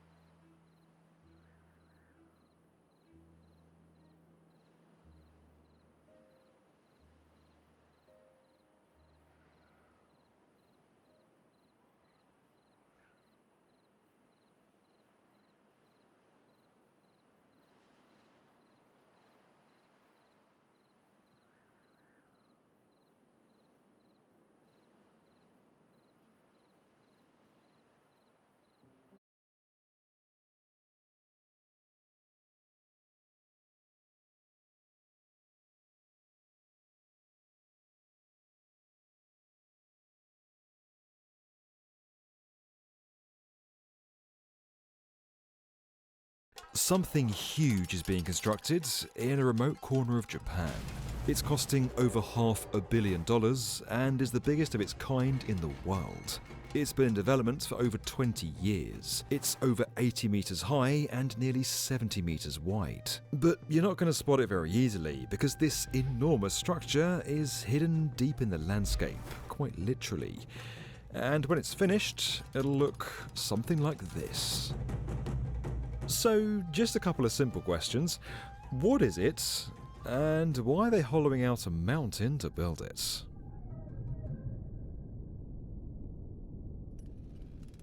Okay, now before we go any further with this video, we're going to need to do a quick science lesson. So notebooks open and pay attention at the back. Our universe is made up of tiny subatomic particles such as quarks, bosons, and smallest of them all, neutrinos. Neutrinos act in strange ways. They fly through space, but don't interact with any other matter. Billions of them move through your body all the time without having any effect on you at all. Now, if we understood how that happened, it could fundamentally change how we think about the universe. But as you'd probably guess, with the smallest particles in the universe, they're quite hard to spot. One way of detecting them is by smashing larger particles together at high speeds and recording the reaction. That's what's happening over at the Large Hadron Collider in CERN. Another way to observe them is just by listening, which is about as easy as it sounds. Ideally, you need somewhere remote, quiet, and very peaceful. Fortunately, Japan is pretty good at that. This is Kamioka, a small town in the Japanese Alps, and this is Mount Nijugo, home to the Hyper Kamio Candy. It's a $600 million science experiment led by the University of Tokyo and supported by researchers from 21 countries. When complete, it'll be the largest neutrino observatory in the world, and a breathtaking feat for Japan's construction industry. But as incredible as it is, it's actually not the first of its kind. This is going to be the third cameo candy in this region. This part of Japan is known for its zinc mining industry, and it was the expertise of a local mining company which, back in 1983, helped construct the first Kamioka nuclear decay experiment, or cameo candy for short. The success of that gave rise to the Super Cameo Candy in 1996, and the Hyper Cameo Candy under construction today. It consists of a huge cylinder carved into mountain rock and accessed by an approach tunnel at the top and a secondary tunnel at the base. It's 88 metres high and 69 metres wide. That's big enough to fit an entire Boeing 747 standing on its end. Now, don't worry, we're going to get on to how it works later, but first off, how do you build something like this in the middle of a mountain? Well, plans for the Hyper Cameo Candy go back to 1999. Then, after more than 2 decades of development, work began in May 2021 on the access tunnel. Using a drill and blast technique, it took just 9 months to excavate the 2-kilometre approach tunnel, which was then sprayed with concrete to create a smoother and more stable surface. This approach tunnel leads to the centre of what's going to become the roof of the observatory. Now, as the observatory sits 681 metres below the mountain peak, a dome structure was created, which was then reinforced by a steel truss to hold the enormous weight of all the rock above it. That was completed in October 2023, and now the team have begun the next stage of the project, blasting down through 71 metres of rock to create the enormous cavern the observatory is going to sit in. This rock is hard work for the construction crews, but it's what makes this site perfect for spotting neutrinos. The density of the rock is the equivalent of this observatory sitting 1.7 kilometres below the surface of the ocean. That's no problem for the neutrinos, which can pass through entire planets with ease, but it provides excellent insulation from cosmic rays and other background radiation which could ruin this experiment. Drilling's due to complete in 2025, but at that point there's still going to be a long way to go before it can detect a single subatomic particle. First, the inside of the cavern is going to be lined with 2 layers of concrete and, crucially, a waterproof layer. That's because this cavern is set to become the largest tank of water in the world. Once fully watertight, 260 million litres of water are going to be pumped into this enormous cavern. That's nearly 4.5 times larger than the world's largest aquarium over at SeaWorld Abu Dhabi. It's going to be flooded from the water table in the mountain and will take about half a year to fill. But as clean as this water is, it undergoes further treatment with UV light and other means to create water so pure it's capable of dissolving metal. Now, the massive tank of water creates the perfect conditions to spot neutrinos in. Time for a bit more science. When neutrinos pass through the tank, occasionally they'll collide with electrons, giving off a weak glow known as Cherenkov radiation. And that is what this whole thing is being constructed to observe. Tiny glimmers of light in a giant cavern full of water. The Hyper Cameo Candy isn't complete yet, but to get an idea of how it will look, here's its smaller sibling, the Super Cameo Candy, which is less than half the size. Here, the cavern's been drained because engineers are performing maintenance on these photodetectors, the thousands of light sensors that together act as a giant camera. The ones in Super Cameo Candy are so sensitive that a single sensor could detect the light of a torch being used on the moon. Together, they act as a giant camera that picks out the faint traces of Cherenkov radiation created by reacting electrons. 40,000 of these are being manufactured for the Hyper Cameo Candy, each one almost twice as sensitive as their predecessors, and specially designed to withstand the enormous weight of 260,000 tons of water. Construction is expected to fully complete in 2026, and the Hyper Cameo Candy should start detecting neutrinos and performing other experiments by 2027. Now, as cool as all of this is, you might be forgiven for thinking, so what? After all, what has particle physics ever done for me? What have the Romans ever done for us? Well, for a starter, if you've ever had a medical scan or had a tumour diagnosed, you have particle physics to thank for that, as well as treatments for everything from cancer to AIDS. It's led to greater understanding of fluid dynamics, which helps in the construction of long-distance pipelines and gives us more accurate weather forecasts. And let's not forget that it was for a group of particle physicists that Tim Berners-Lee developed a new system for quickly and efficiently sharing information. A system which is enabling you to watch this video right now. It's probably pretty fair to say that this is one science experiment that's definitely going to live up to the hype.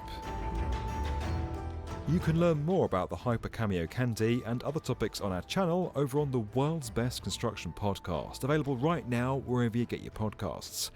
And as always guys, if you enjoyed this video and you want to get more from the definitive video channel for construction, make sure you subscribe to the B1M.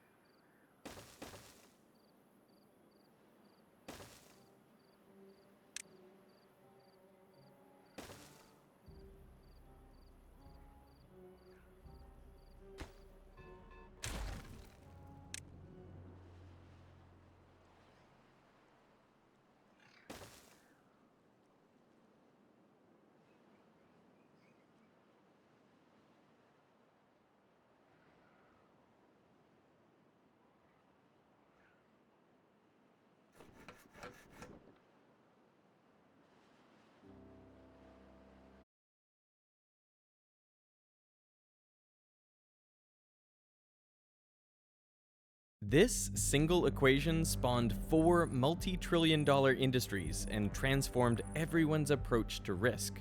Do you think that most people are aware of the size, scale, utility of derivatives? No, no idea.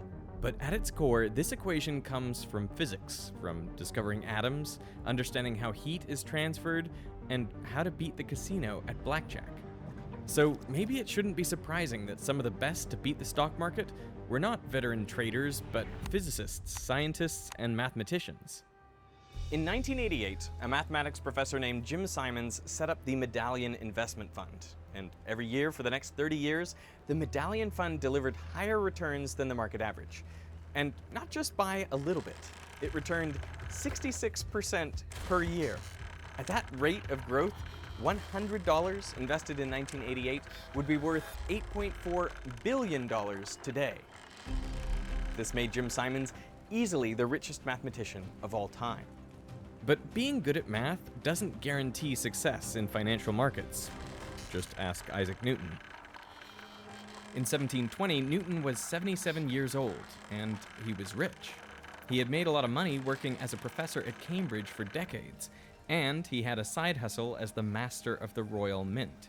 His net worth was £30,000, the equivalent of $6 million today. Now, to grow his fortune, Newton invested in stocks. One of his big bets was on the South Sea Company.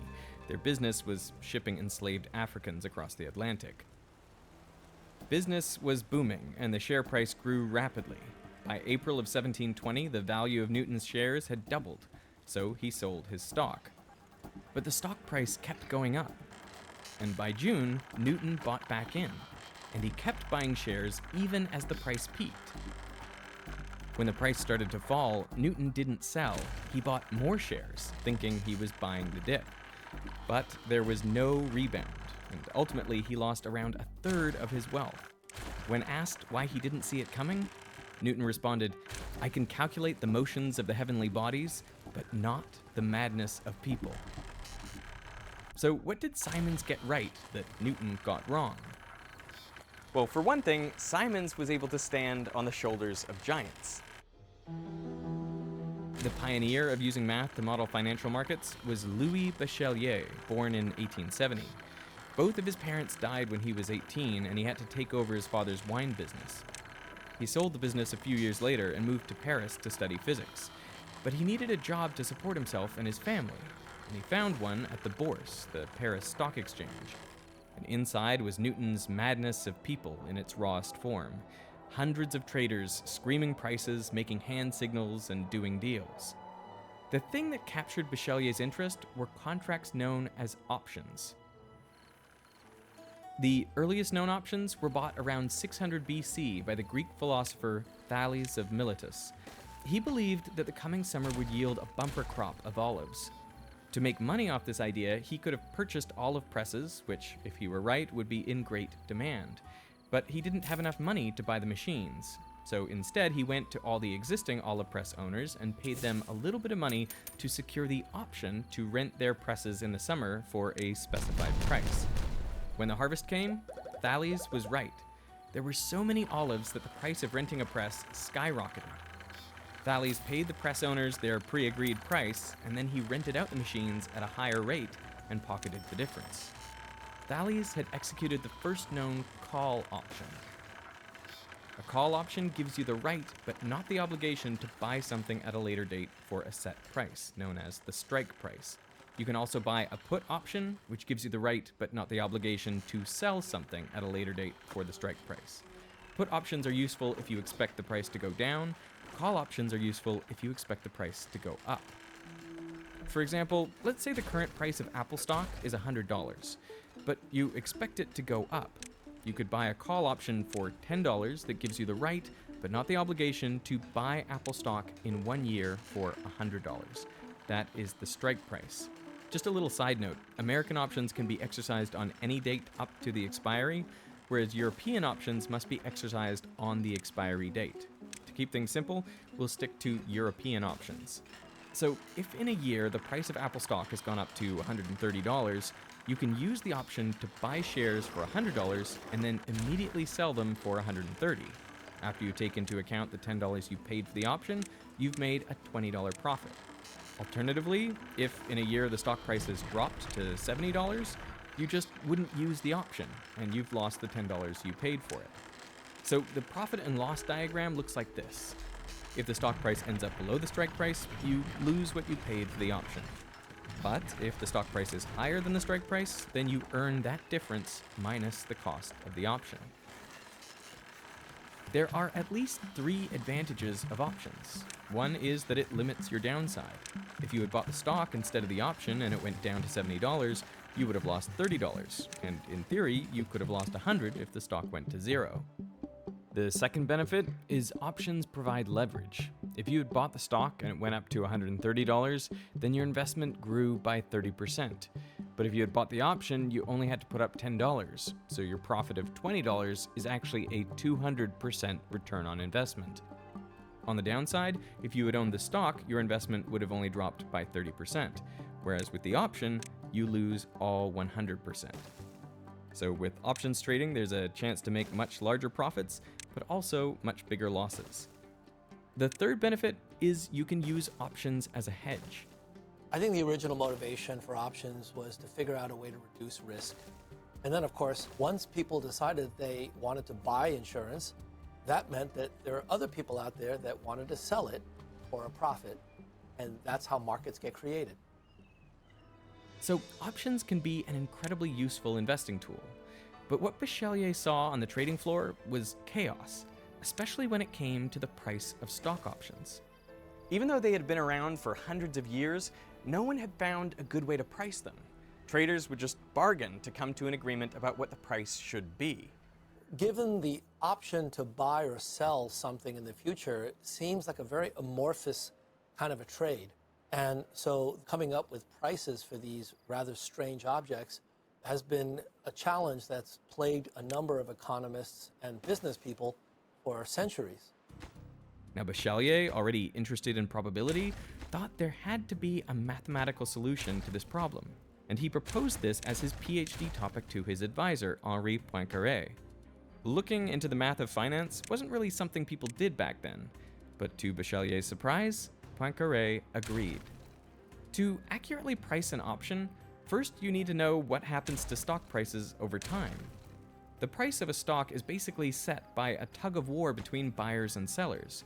When more people want to buy a stock, the price goes up. When more people want to sell a stock, the price goes down.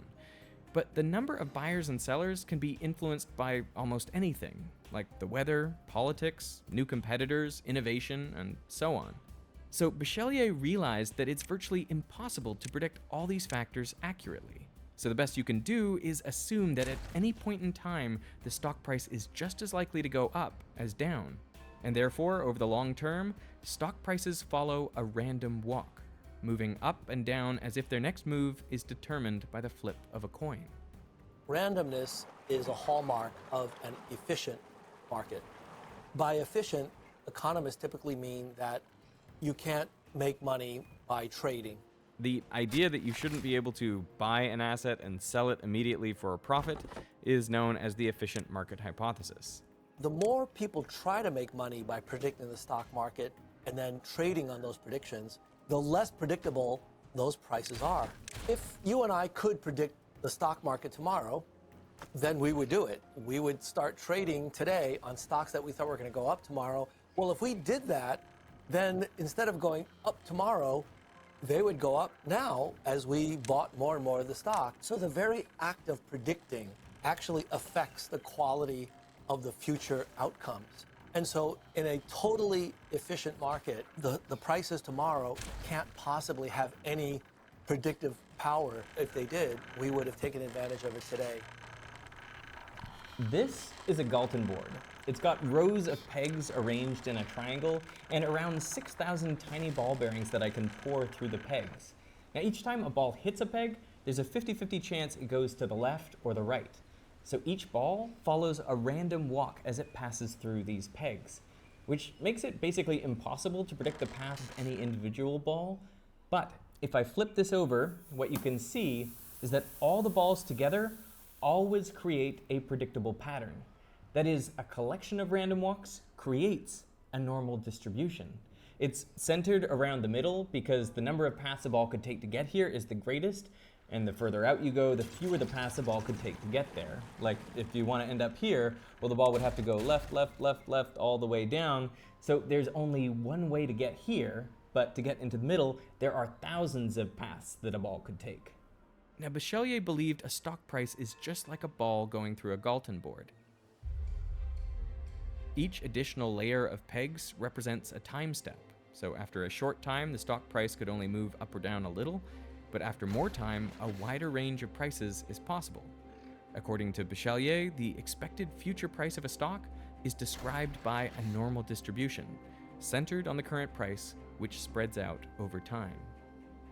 Bechellier realized he had rediscovered the exact equation which describes how heat radiates from regions of high temperature to regions of low temperature. This was first discovered by Joseph Fourier back in 1822, so Bechellier called his discovery the radiation of probabilities. Since he was writing about finance, the physics community didn't take any notice, but the mathematics of the random walk would go on to solve an almost century-old mystery in physics. In 1827, Scottish botanist Robert Brown was looking at pollen grains under the microscope, and he noticed that the particles suspended in water on the microscope slide were moving around randomly. Because he didn't know whether it was something to do with the pollen being living material, he tested non-organic particles, such as dust from lava and meteorite rock. Again, he saw them moving around in the same way. So Brown discovered that any particles, if they were small enough, exhibited this random movement, which came to be known as Brownian motion. But what caused it remained a mystery. 80 years later, in 1905, Einstein figured out the answer. Over the previous couple hundred years, the idea that gases and liquids were made up of molecules became more and more popular. But not everyone was convinced that molecules were real in a physical sense, just that the theory explained a lot of observations. The idea led Einstein to hypothesize that Brownian motion is caused by the trillions of molecules hitting the particle from every direction every instant. Occasionally, more will hit from one side than the other, and the particle will momentarily jump.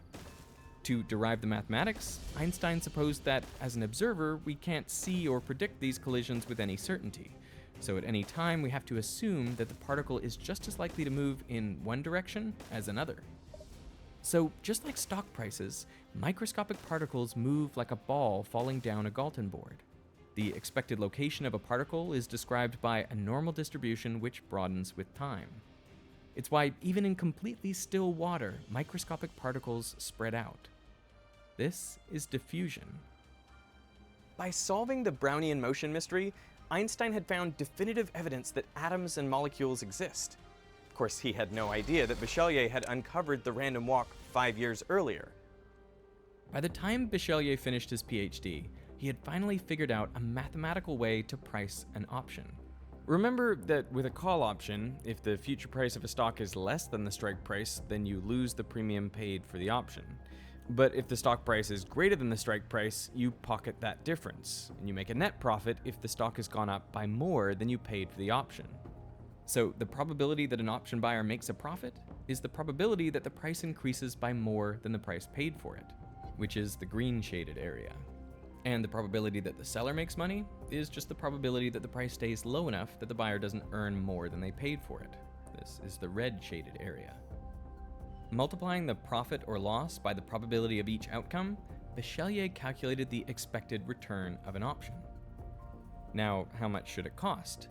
If the price of an option is too high, no one will want to buy it. Conversely, if the price is too low, everyone will want to buy it. Bechellier argued that the fair price is what makes the expected return for buyers and sellers equal. Both parties should stand to gain or lose the same amount. That was Bechelier's insight into how to accurately price an option. When Bechellier finished his thesis, he had beaten Einstein to inventing the random walk and solved a problem that had eluded options traders for hundreds of years. But no one noticed. The physicists were uninterested, and traders weren't ready. The key thing missing was a way to make a ton of money. Hey, so I'm not sure how stock traders sleep at night with billions of dollars riding on the madness of people, but I have been sleeping just fine thanks to the sponsor of this video, 8 Sleep. I've recently moved to Australia and it has been really hot, but I've been keeping cool at night using the 8 Sleep Pod. It's a smart mattress cover that can control the temperature of the bed and track how well you sleep. You can set the temperature to whatever you like, from around 13 degrees Celsius all the way up to 43 degrees Celsius. And my wife likes it a little warmer than I do, so it's useful that we can each have our own temperature on our own side of the bed. And if you don't know what works best for you, well, the pod will learn your ideal temperature and optimize it throughout the night using its autopilot. And usually that means getting a couple of degrees cooler during the start of the night and then warming up in the morning to help you wake up. You can also have it wake you with a slight vibration, which is really pleasant, and it doesn't disturb your partner like an annoying phone sound. You know, I've been tracking my sleep before and after using the pod, and I've found that I've been sleeping longer and waking up less since using the pod. So if you want to try it out for yourself, click on the link in the description. And thanks again to 8 Sleep for sponsoring this part of the video. In the 1950s, a young physics graduate, Ed Thorpe, was doing his PhD in Los Angeles. But a few hours' drive away, Las Vegas was quickly becoming the gambling capital of the world, and Thorpe saw a way to make a fortune. He headed to Vegas and sat down at the blackjack table. Back then, the dealer only used a single deck of cards, so Thorpe could keep a mental note of all the cards that had been played as he saw them. This allowed him to work out if he had an advantage. He would bet a bigger portion of his funds when the odds were in his favor and less when they weren't. He had invented card counting. This is a remarkable innovation considering blackjack had been around in various forms for hundreds of years. And for a while, this made him a lot of money. But the casinos got wise to his strategy, and they added more decks of cards to the game to reduce the benefit of card counting. So Thorpe took his winnings to what he called the biggest casino on Earth, the stock market. He started a hedge fund that would go on to make a 20% return every year for 20 years, the best performance ever seen at that time. And he did it by transferring the skills he honed at the blackjack table to the stock market. Thorpe pioneered a type of hedging, a way to protect against losses with balancing or compensating transactions.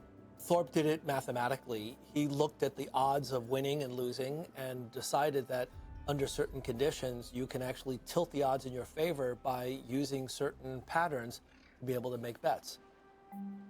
Suppose Bob sells Alice a call option on a stock, and let's say the stock has gone up, so now it's in the money for Alice. Well, now for every additional $1 the stock price goes up, Bob will lose $1. But he can eliminate this risk by owning 1 unit of stock. Then, if the price goes up, he would lose $1 from the option, but gain that dollar back from the stock. And if the stock drops back out of the money for Alice, he sells the stock so he doesn't risk losing any money from that either. This is called dynamic hedging. It means Bob can make a profit with minimal risk from fluctuating stock prices. A hedged portfolio pi at any one time will offset the option V with some amount of stock delta. It basically means I can sell you something without having to take the opposite side of the trade. And the way to think about it is I have synthetically manufactured an option for you. I've created it out of nothing by doing dynamic trading, dynamic hedging. As we saw with Bob's example, delta, the amount of stock he has to hold, changes depending on current prices. Mathematically, it represents how much the current option price changes with a change in the stock price. But Thorpe wasn't satisfied with Bechelier's model for pricing options. I mean, for one thing, stock prices aren't entirely random. They can increase over time if the business is doing well, or fall if it isn't. Bechelier's model ignored this, so Thorpe came up with a more accurate model for pricing options, which took this drift into account. I actually figured out what this model was back in the middle of 1967, and I decided that I would just use it for myself, and then later I kept it quiet for my own investors. The idea was to basically make a lot of money out of it for everybody. His strategy was, if the option was going cheap, according to his model, buy it. If it was overvalued, short sell it, that is, bet against it. And that way, more often than not, he would end up on the winning side of the trade. This lasted until 1973. In that year, Fisher Black and Myron Scholes came up with an equation that changed the industry. Robert Merton independently published his own version, which was based on the mathematics of stochastic calculus, so he is also credited. I thought I'd have the field to myself, but unfortunately, Fisher Black and Myron Scholes published the idea, and they did a better job of the model than I did because they had very tight mathematics behind their derivation. Like Bechellier, they thought that option prices should offer a fair bet to both buyers and sellers, but their approach was totally new. They said, if it was possible to construct a risk-free portfolio of options and stocks just like Thorpe was doing with his delta hedging, then in an efficient market, a fair market, this portfolio should return nothing more than the risk-free rate, what the same money would earn if invested in the safest asset, U.S. Treasury bonds. The assumption was that if you're not taking on any additional risk, then it shouldn't be possible to receive any extra returns. To describe how stock prices change over time, Black, Scholes, and Merton used an improved version of Bechelier's model, just like Thorpe. This says that at any time we expect the stock price to move randomly, plus a general trend up or down, the drift. By combining these two equations, Black, Scholes, and Merton came up with the most famous equation in finance. It relates the price of any kind of contract to any asset, stocks, bonds, you name it. The same year they published this equation, the Chicago Board Options Exchange was founded. Why is that equation so important? Like for finance, how did that change the game? Well, because when you solve that partial differential equation, you get an explicit formula for the price of the option as a function of a bunch of these input parameters. And for the very first time, you now have an explicit expression where you plug in the parameters and out pops this number so that people can actually use it to trade on. This led to one of the fastest adoptions by industry of an academic idea in all of the social sciences.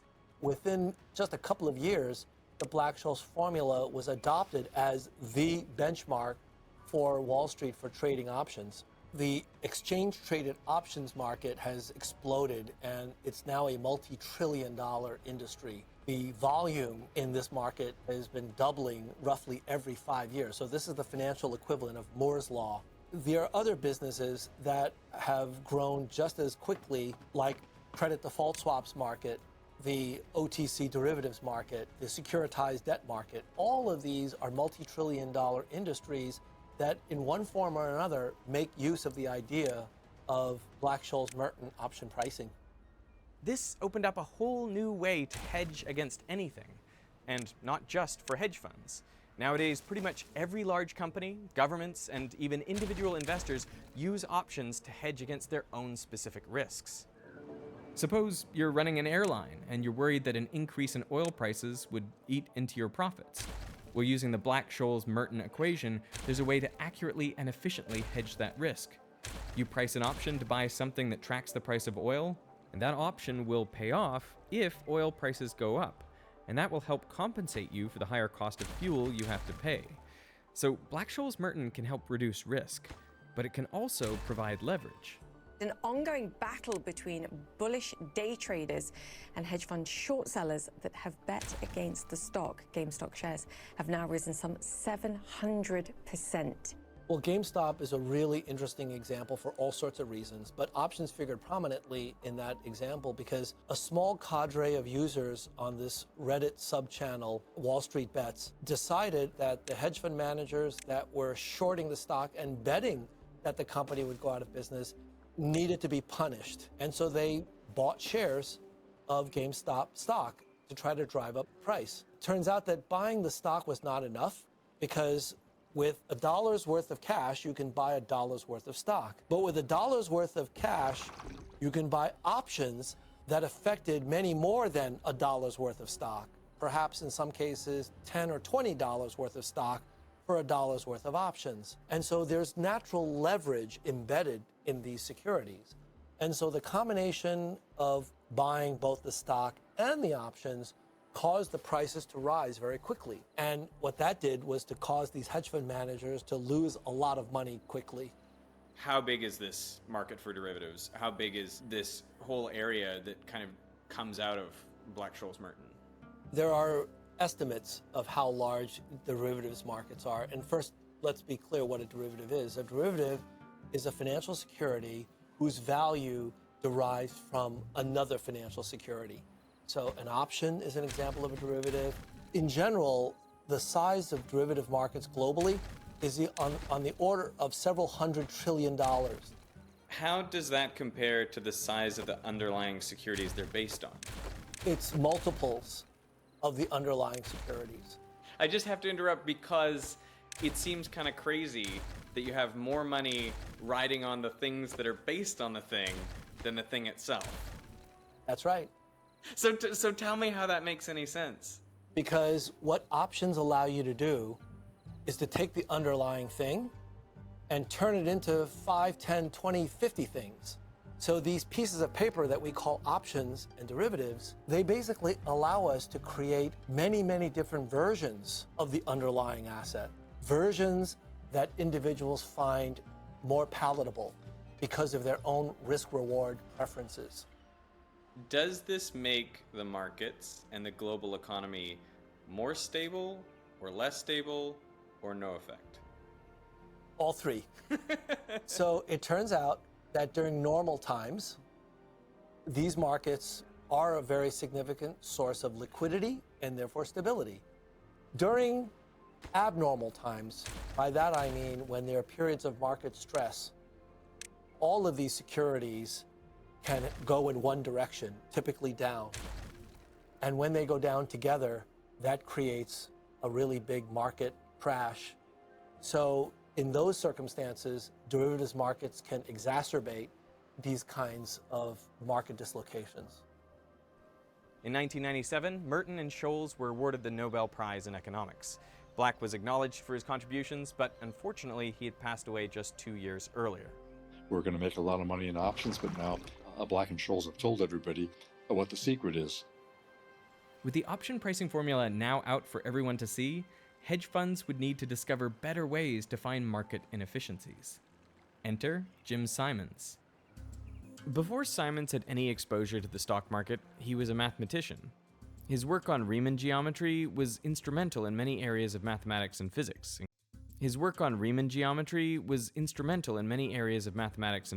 Including knot theory, quantum field theory, and quantum computing. Chern-Simons theory laid the mathematical foundation for string theory. In 1976, the American Mathematical Society presented him with the Oswald Veblen Prize in Geometry. But at the top of his academic career, Simons went looking for a new challenge. When he founded Renaissance Technologies in 1978, his strategy was to use machine learning to find patterns in the stock market. Patterns provide opportunities to make money. The real thing was to gather a tremendous amount of data, and we had to get it by hand in the early days. We went down to the Federal Reserve and copied interest rate histories and stuff like that, because it didn't exist on computers. His rationale was that the market is far too complex for anyone to be able to make predictions with certainty. But Simons had worked for the U.S. Institute for Defense Analysis during the Cold War, breaking Russian codes by extracting patterns from masses of data. Simons was convinced that a similar approach could beat the market. He then used his academic contacts to hire a bunch of the best scientists he could find. What was your employment criteria then? If they knew nothing about finance, what were you looking for in them? Someone with a PhD in physics and who'd had 5 years out and had written a few good papers and was obviously a smart guy, or in astronomy, or in mathematics, or in statistics. Someone who had done science and done it well. It's not surprising that mathematicians and physicists are involved in this field. First of all, finance pays a lot better than being an assistant professor of mathematics. And for a number of mathematicians, the beauty of option pricing is equally compelling to anything else that they're doing in their professions. One of these was Leonard Baum, a pioneer of hidden Markov models. Just as Einstein realized that although we can't directly observe atoms, we can infer their existence through their effect on pollen grains, hidden Markov models aim to find factors that are not directly observable, but do have an effect on what we can observe. And soon after that, Renaissance launched their now famous Medallion Fund. Using hidden Markov models and other data-driven strategies, the Medallion Fund became the highest returning investment fund of all time.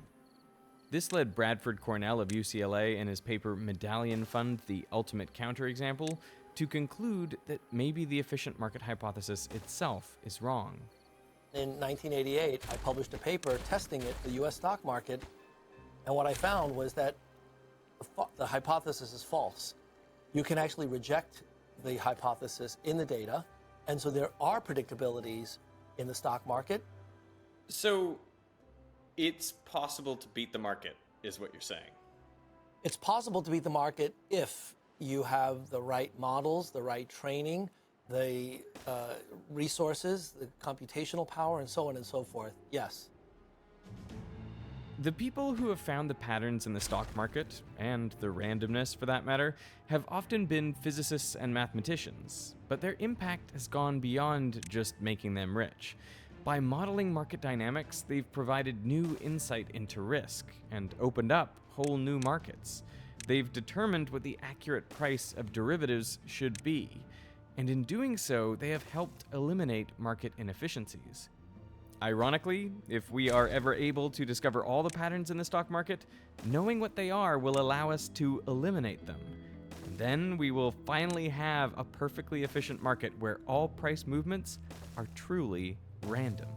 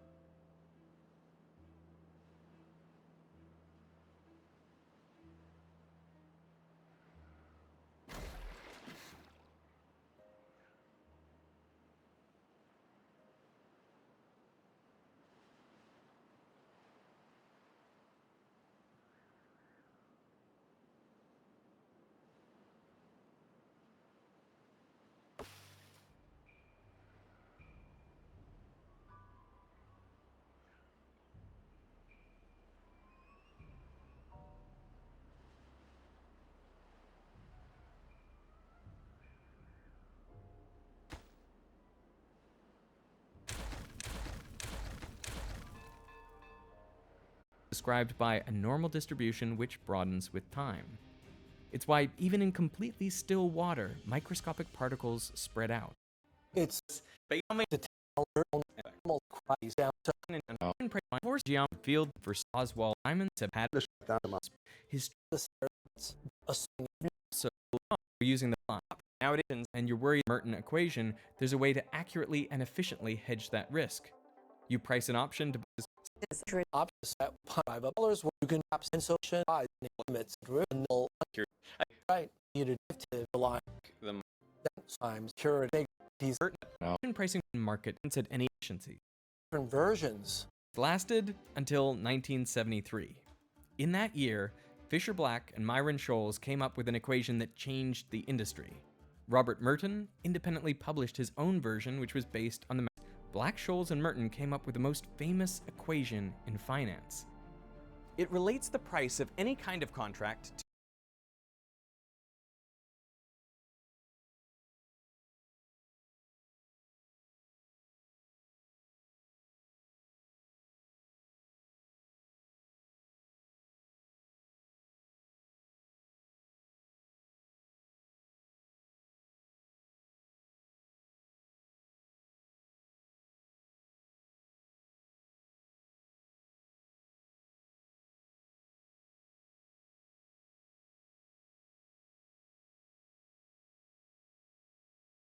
The British winter of 793 AD was filled with strange, ominous weather patterns. Ferocious thunderstorms tore through the sky.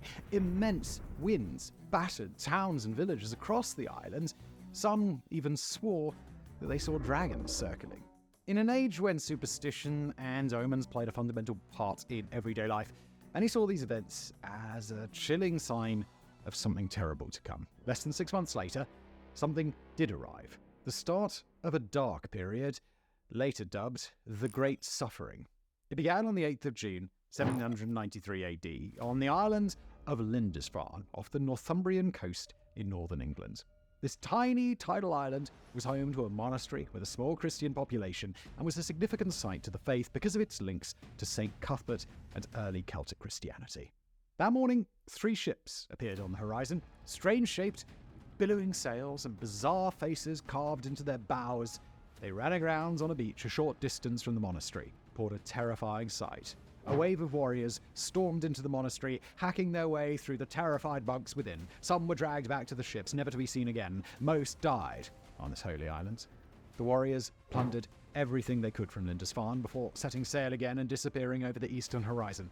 The attack had been chaotic and bloodthirsty, and much more was to come. The Viking Age begun. While the brutality of the attack on Lindisfarne sent a shockwave through Christian Europe, this wasn't actually the first time the pagan horde had visited the British Isles. Records suggest that a small landing party arrived in Portland Bay in Dorset several years before. The local reeve, a senior official operating as the Crown's representative, was said to have mistaken them for merchants. The unfortunate man approached the strange group and ordered them to move down the coast to where all arriving merchants were directed, but he was killed almost immediately. We don't know what happened next, but this is the first recorded instance of Vikings landing in Britain. Hello all, let me interrupt for just a moment to tell you about our fantastic sponsor today, and that is AG1, making your mornings both easier and tastier, but most importantly, healthier. Let me ask you this, what happens when you think about breakfast in the morning? More often than not, your mind takes you to many unhealthy options, things loaded with sugar and calories. Tell me I'm wrong. So what is a quick and easy way to start your morning in the healthiest way possible? Well, that brings us to AG1's daily foundational nutritional supplement that supports whole body health. It's easy to make. You put it in this shaker, container, water bottle, whatever you want to call it. You shake it up and you're good to go. It takes literally 20 seconds. It tastes great. It looks very green. It doesn't taste very green. It tastes good. And it has become a part of my daily routine for a long time now. AG1 will cover all of your bases. They've got a long list of supplement facts on the back, everything it contains right in there to keep you nice and healthy. Multivitamin, covered. Pre and probiotic, yes. Immunity support, oh yes. All in a single scoop, in a glass, in the morning, easy, and that's it. So, all you need to do is go to drinkag1.com/shadows or click my link in the description below to get a year's supply of immune supporting AG1's vitamin D3 and K2, plus, where is it? 5 of these travel packs so you can keep healthy on the go. I'm going away this weekend, and I'm taking 3 of these with me so that I'll always be good to go. Easy. Brilliant. Thank you, AG1, for supporting this video, for making all of my mornings tasty and healthy. And now to today's video. So, why did the Vikings pour out of Scandinavia in practically every direction with such devastating effect? Well, this is actually a point where historians aren't entirely sure. The Vikings left little in the way of recorded evidence, and much of what we know about them is based on what was said by their enemies often many years later. One theory is pretty obvious, and has often fueled expansion throughout history. That's land. Scandinavia is limited in size, coupled with the fact that an even smaller area is farmable all year round, and that winters throughout the region come with a savagery that's enough to send anybody insane, so it's not hard to imagine how braving the seas for more hospitable climates might have seemed attractive. There are also questions of whether the entire rampage across Europe and beyond all began because of a lack of women in the northern extremities, or perhaps it was just down to good old-fashioned political intrigue back home and too many bristling warriors and roaring testosterone in such a small space. The other reason that has come into vogue in recent years is yet another that has appeared throughout history, and that's revenge. Charlemagne, king of the Franks and later Holy Roman Emperor, had instigated a bloodthirsty campaign to force pagan Saxons living in and around his lands to convert to Christianity or be killed using one of those wonderfully macabre methods that were so popular back in the medieval age. The Saxons were a rough group that overlapped several modern countries, including Germany, Holland, and Denmark, and while their links with the Vikings are vague, it is not an implausible idea. Not only did these conversions cause outrage back in Scandinavia, but with Christianity slowly creeping northward into the Norse lands, there must have been genuine hatred toward the faith that was seen as a direct competitor to the age-old Norse methodology of Odin, Thor, and Freyr. Whatever the reason, and at this point it's probably safe to say it was a combination of several factors, when the Vikings did decide to spread their rings, they did so with a terrifying fury. Yet while their attacks on Britain and eventual settling there have become the stuff of Netflix legends, the Vikings spread in practically every direction with similar results. West to Iceland, Greenland, and even to the extremities of North America, south as far as Sicily and northern Africa, east deep into modern Russia, and perhaps as far as the ancient city of Baghdad. The Vikings brought with them absolute terror. Nothing like this had ever been seen, certainly not since the wild days of the pre-Roman era more than 800 years previous. Their ferocity was unmatched, and they cut through unprepared populations with horrifying ease. And yet, as we've already mentioned, they left very little in terms of concrete evidence. The Viking Age lasted less than 300 years, but it's not as if they were defeated in some grand battle and pushed back to Scandinavia. Wherever they went, they integrated with the local cultures, making them one of the most widely travelled ethnic groups in the region. The events on Lindisfarne in 793 AD were an eerie harbinger of what was to come for Britain and Ireland over the next century. The viciousness of the assault, especially on such a holy site, spread quickly throughout the land, and the following year, when Vikings attacked the wealthy monastery of Jarrow in Northumbria, they were met with firmer resistance. So much so that their leader was killed, and while many escaped, they were later caught and killed after their boats beached near Tynemouth. The calamitous raiding results shook the Vikings, and it would be 40 years until they attacked England again. In the meantime, they turned their fury on Scotland and Ireland. The first recorded attack on Scottish territory was the monastery at Iona in 794 AD. The community recovered, but was repeatedly sacked over the coming decades and eventually abandoned. Viking boats began attacking the Irish coast in 795 AD. Again, mostly monastic settlements of relative wealth. These attacks increased and gradually spread inland over the coming decades. By 840 AD, the Vikings were overwintering in fortified settlements and raiding throughout the Emerald Isle. In 853 AD, Viking leader Armlaib, also known as Olaf, became the first king of Dublin. During this period, the English no doubt thought that they'd managed to drive off the heathen barbarians once and for all, but in 865 AD, a vast armada appeared off the coast of East Anglia. This patchwork of Viking groups came to be known as the Great Heathen Army and acted as a great wrecking ball that tore England apart. This formidable force was an amalgamation of Viking warriors from Denmark, Norway, and Sweden, unified under the banner of conquest. Their arrival marked a stark shift in the Viking approach to England, from sporadic raids to a full-scale invasion intending to conquer and settle.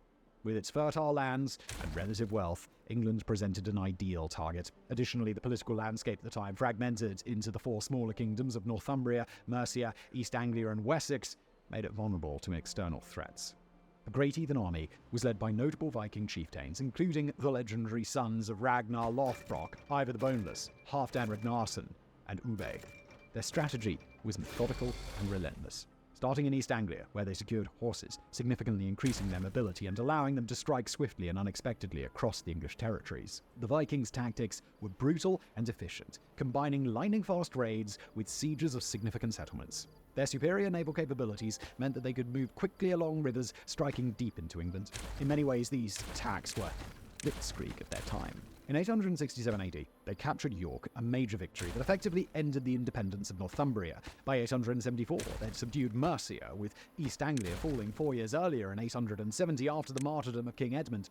Under King Alfred the Great, Wessex remained the last major stronghold against the Vikings, and it too came mighty close to falling. When the English eventually managed to push them back, the attack of the Great Heathen Army led to extensive social, cultural, and political changes. The Vikings settled in large numbers, influencing local customs, language, and law. This period of history also set the stage for the eventual unification of England under a single monarch, which was a response to the Viking threat. While England's represented a sizable and wealthy fruit ripe for the picking, the Vikings knew that even greater riches lay further south. Raids on the Frankish Empire began in the 9th century, and like England to the north, caused havoc and led to long-term social and political changes. One of the earliest significant Viking raids on the Frankish Empire occurred in 799 AD near the island of Normoutier by the Loire River. This raid was a precursor to more audacious assaults in the following decades. The Vikings exploited the internal divisions and weaknesses of the Frankish Empire, which, after the death of Charlemagne in 814, was mired in civil wars among his heirs. Utilizing the element of surprise, they attacked monasteries, towns, even cities, looting treasures and causing mass destruction. As in Britain, monasteries, richly endowed with wealth but poorly defended, were particularly attractive targets. The Abbey of St. Philibert on Normoutier was attacked repeatedly, and in 863 AD the monks decided to move their religious site once and for all. The Viking raids intensified in the mid-9th century. In 845 AD, Viking chieftain Ragnar Lothbrok famously sent a fleet of 120 ships up the Seine River, eventually reaching and besieging Paris. The siege was lifted only after Charles the Bald, the Frankish king, paid an enormous ransom, a practice that became increasingly common as a means to buy off the Vikings. Despite these payments, the raids continued with increasing frequency and ferocity. In 851 AD, Vikings overwintered for the first time on the lower Seine, indicating a shift from raiding to more permanent settlements. This practice of overwintering allowed them to launch more extended campaigns and exert greater influence across the region. The Frankish response to these invasions was initially disorganized and ineffective, hampered by internal strife and a lack of strong centralized authority. However, as the Viking threat grew, efforts to counter them became more concerted. Fortifications were built along rivers, fleets were organized to combat Viking ships, and land forces were mobilized more effectively. The development of fortified bridges and towns, such as the fortified bridge at Petra, was crucial in limiting Viking movement on the rivers. By the late 9th century, the Vikings had established several bases in the Frankish territory, most notably in Normandy, which was granted to the Viking leader Rollo by Charles the Simple in the Treaty of Saint-Clair-sur-Epte in 911 AD. This grant was a strategic move by the Frankish king to use the Vikings as a buffer against further invasions. The settlement of Vikings in Normandy marked the beginning of their integration into Frankish society and the eventual assimilation of their culture. The Viking raids on the Frankish Empire had significant long-term effects. They highlighted the vulnerabilities of the Carolingian Empire and contributed significantly to its fragmentation. The raids also led to dramatic changes in European military tactics and fortifications, with an increased emphasis on naval power and coastal defense. The Viking expansion into Iceland and Greenland during the late 9th and 10th centuries marked a significant chapter in the history of Norse exploration. Driven by a combination of political strife, overpopulation, and the allure of new lands, these Norse voyages led to the discovery and settlement of remote territories in the North Atlantic. Iceland's discovery is traditionally attributed to Norse chieftains fleeing the unification policies of King Harald Fairhair of Norway. Among the first settlers was Ingolfur Narsen, who, according to Icelandic sagas, established a homestead in present-day Reykjavik around 874 AD.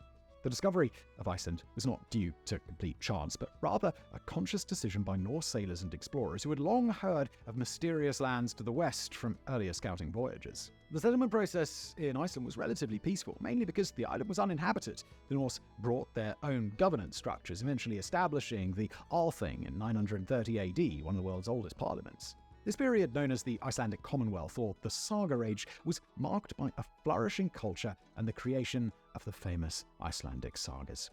Greenland's discovery is credited to Eric the Red, who sailed westward and landed on Greenland around 982 AD after being exiled from Iceland for murdering his neighbor. He named the land Groenland, or Greenland, perhaps to attract settlers with promise of fertile pastures. In 986 AD, Eric returned to Greenland with a fleet of ships carrying settlers. Two main colonies were established, the Eastern Settlement and the Western Settlement. Life in Greenland was challenging due to the harsh climate and limited resources. The Norse settlers relied on a combination of farming, hunting, and trade, particularly of walrus ivory with Europe. Despite these challenges, the Norse communities in Greenland survived for several centuries, with the last written records dating back to the 15th century.